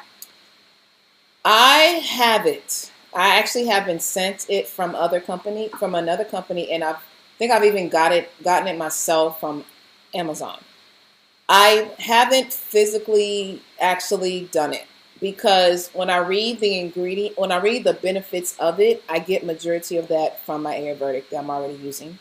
So I'm not at a place to like now add something else into it. So, but I always tell people ask me what I think about shea powder. I actually always recommend y'all go to this my friend, her name is Shola, but on YouTube she's known as Discovering Naturals. She has tons of videos about shea powder. Oh, yeah. Her and her two daughters have documented her two daughters, I think one is like about to go to college, the other one is in high school or middle school, but their whole natural hair journey has been documented since they was like babies, okay? So I always recommend going to their channel and checking out that keyword of shea powder because she has experimented on her hair, which is, I want to say 4B. One of her daughters is 4C, and then another daughter is mixed texture. I think that's the perfect way to find out to get a gauge of how it might be on your hair. But yeah, like I said, the benefits of it, I get it already through the powders I currently already use. So I'm not really trying to add another layer to it. But good question. Another good question for you. Will you share your workout journey? You've been holding out on the people, and the people were asking. Yeah, you have. Because I'm curious myself. That is something. Yes, I will. Yes, I will. How will I? I don't know, but I will. I will share it more. Okay, I just have to get out of my head, because that requires me showing a lot more of me, right? As far as like physically, and so it's kind of like one of those situations where I know I don't need to overthink it on how I want to shoot it, what angles, what work I want to do. It's like one of the situations of not overthinking it because I'm never going to present it as if I'm like a guru or I don't know nothing about it. I'm figuring it out just like everybody else. And I know that's the beautiful part of if I were to capture that type of content, or when I capture that content, that is the beautiful part of it. I'm figuring it out like everybody else. So will I add that layer, like basically workout, fitness, lifestyle to my channel? I will say yes. And since I said yes, I definitely have to do it. Good question. You got to do it. We're going to hold you accountable. Thank you, ma'am. I also want to hear more tips about solo travel, too. Solo travel. Girl, yes, you're right. I must mix it because y'all know travel is my love language, baby. So yes. I will because it's another thing about being in my head because I watch these other content creators who specifically provide you with travel tips, and I'm like, I don't have all that, but I don't have to, right? I don't have to have all that. I can only share what I. Right. We can be in our heads about kind of comparing. I was just talking about for example, post and forget, and not compare yourself to someone else's journey who's already up there. Facts. Production-wise, how they share-wise, etc. Facts. Just sharing from a place of what you learn, what you've experienced, not even positioning yourself as an expert. Right, but never this that. is the journey that you're going through. And if anything, I find that us sharing the journey sometimes can be even more valuable to a viewer because they don't want to learn from an expert that already had I don't know, already, I don't know, fit 6 abs or whatever, Yes. but they want to see you and your, going from point A to point B. That's more relatable. That's where they are as well. So I think don't get in your head about not even seeing the value of what you would be sharing in terms of your journey, because it could be very valuable for other people who are in the same space as you are. Yeah, I completely agree. I'm saying that. Yeah, I completely agree. It makes me think about all of us, how we started incorporating newer niches and newer content into our channel because we finally got out of our head and we see how it's being received, So it's kind of like, it's like that situation. Like I might, like being in my head is something I know is possible, but just, like I told y'all, like I've said in my channel, I'm in this season of do it anyway. So that's kind of where it's at. I might have these thoughts in my head, but I'm going to push past that and get it out there anyway. Because I know, or I'm believing it will, if it helps at least one person, I'm good to go. And like, yeah, you're right. Sharing the journey is the beautiful part, as opposed to sharing when I already arrived. Like, it's like you arrived, okay, but how'd you even get there? Give me the backstory. People want the backstory. I know I love the backstory of people's journeys. When I know the backstory, I connect with them even more. When I don't have anywhere to know your backstory, I'm just seeing the abs already. I'm like, oh, okay, well, that's good for you. That's cute. Yeah. Yes. So, keeping that in mind, for all of us, any new content that we want to bring out that we may be in our head about, or a little, not as confident bringing to our audience, we should just do it. And also sharing the journey, I think, has a lot of value. When you think about us sharing our natural hair, we just started. Yeah. Note to self, Jen. Facts. All right, well, thank you so much for hanging out with us. Yes. We appreciate it. We enjoyed it. It's almost midnight for me. Y'all know I'm getting old. Not getting old. Yes. Thank y'all. Thank y'all so much for hanging out with your girls. It was exceptionally fun. It went a lot longer than we expected. I think we said like, okay, 1.5, 2 hours tops. This is like 10 hours later. But it was fun. It was very, very fun. Time flies when you're having fun. Very true. And that's a beautiful part. Like I thoroughly enjoy everything. You have to understand, like, every time we get together and we get to chatting, y'all seen the TikTok reaction videos, like it be like that all the time, even in our little chat rooms when we're just talking and texting or doing voice notes. So to that point, I want to say it's always important to just have that community of people that it gets you just as you are, holds you accountable, and definitely challenges you to be the best person you definitely can be. When I'm not seeing that green light or the sparkling star that is there, what I mean by that, like when I'm not seeing the potential in something, I have friends like Toya and Jen that be like, Grace, is you crazy? Girl, you can do this. We see it very clearly. And they give me even a game plan with it. Like they have talked about the traveling and giving like traveling tips. They brought this idea to me more than one time. And I'm always like, okay, yeah. But then they bring it up again. And I'm definitely a firm believer of like everything happens for a good reason in the end. So let me not ignore the science, right? But this live was definitely something that I really hope y'all enjoyed. I really hope that y'all learned something, gained some information, especially in the beginning of the live when we was given a lot of the perspective of being a YouTube content creator. And I appreciate you both ladies. I appreciate Jen. I appreciate Toya. I appreciate y'all as just women individually and the stuff that y'all bring to our community, the natural hair community as a whole. Is not something that I take for granted, and let me not get it all shut up. But I'm just saying, I really love y'all. And I think y'all are awesome, and we need more and more of that. Because just one side note, y'all seen the videos about natural hair community and whether it's failed us, it's dying, is it over? It's definitely not. And I appreciate women like Toya and Jen that as much as we know that only doing natural hair community can honestly sustain us financially, but it's not something we're ever going to ever stop doing, because Ambrosia had said something. Ambrosia, I don't know her full YouTube channel. I think it's Ambrosia Marlboro. It might be her actual name. I think it's Brosia. Oh, Brosia. Okay. She brought up a good point that we have all discussed before, that at the end of the day, we need this type of content. So just keep that in mind that when it comes to putting this stuff out, it can be emotionally and challenging for us because, we're like, how would it be received, so forth and so on. So, but we appreciate that how it has been received has been very great. So we thank y'all for your consistent support and just keep supporting us, y'all. It definitely helps us out. So, but yeah, over to you, ladies. Or was that the end? Y'all want me to wrap it up for everybody? And that being said, the sentiments are shared, and I'll leave it at that. Okay. Beautiful. Yeah, we appreciate you guys. We appreciate you guys always showing us love, clicking on all our links, purchasing my self-care box, Grace and Toya's merch. Stay tuned for 2023 is going to be a great year. We are all doing Vlogmas, actually, which means there's a video on our channel every single day. Every day. So you can't miss us. Our face is everywhere. Like, it's all up in your face, like Grace be saying.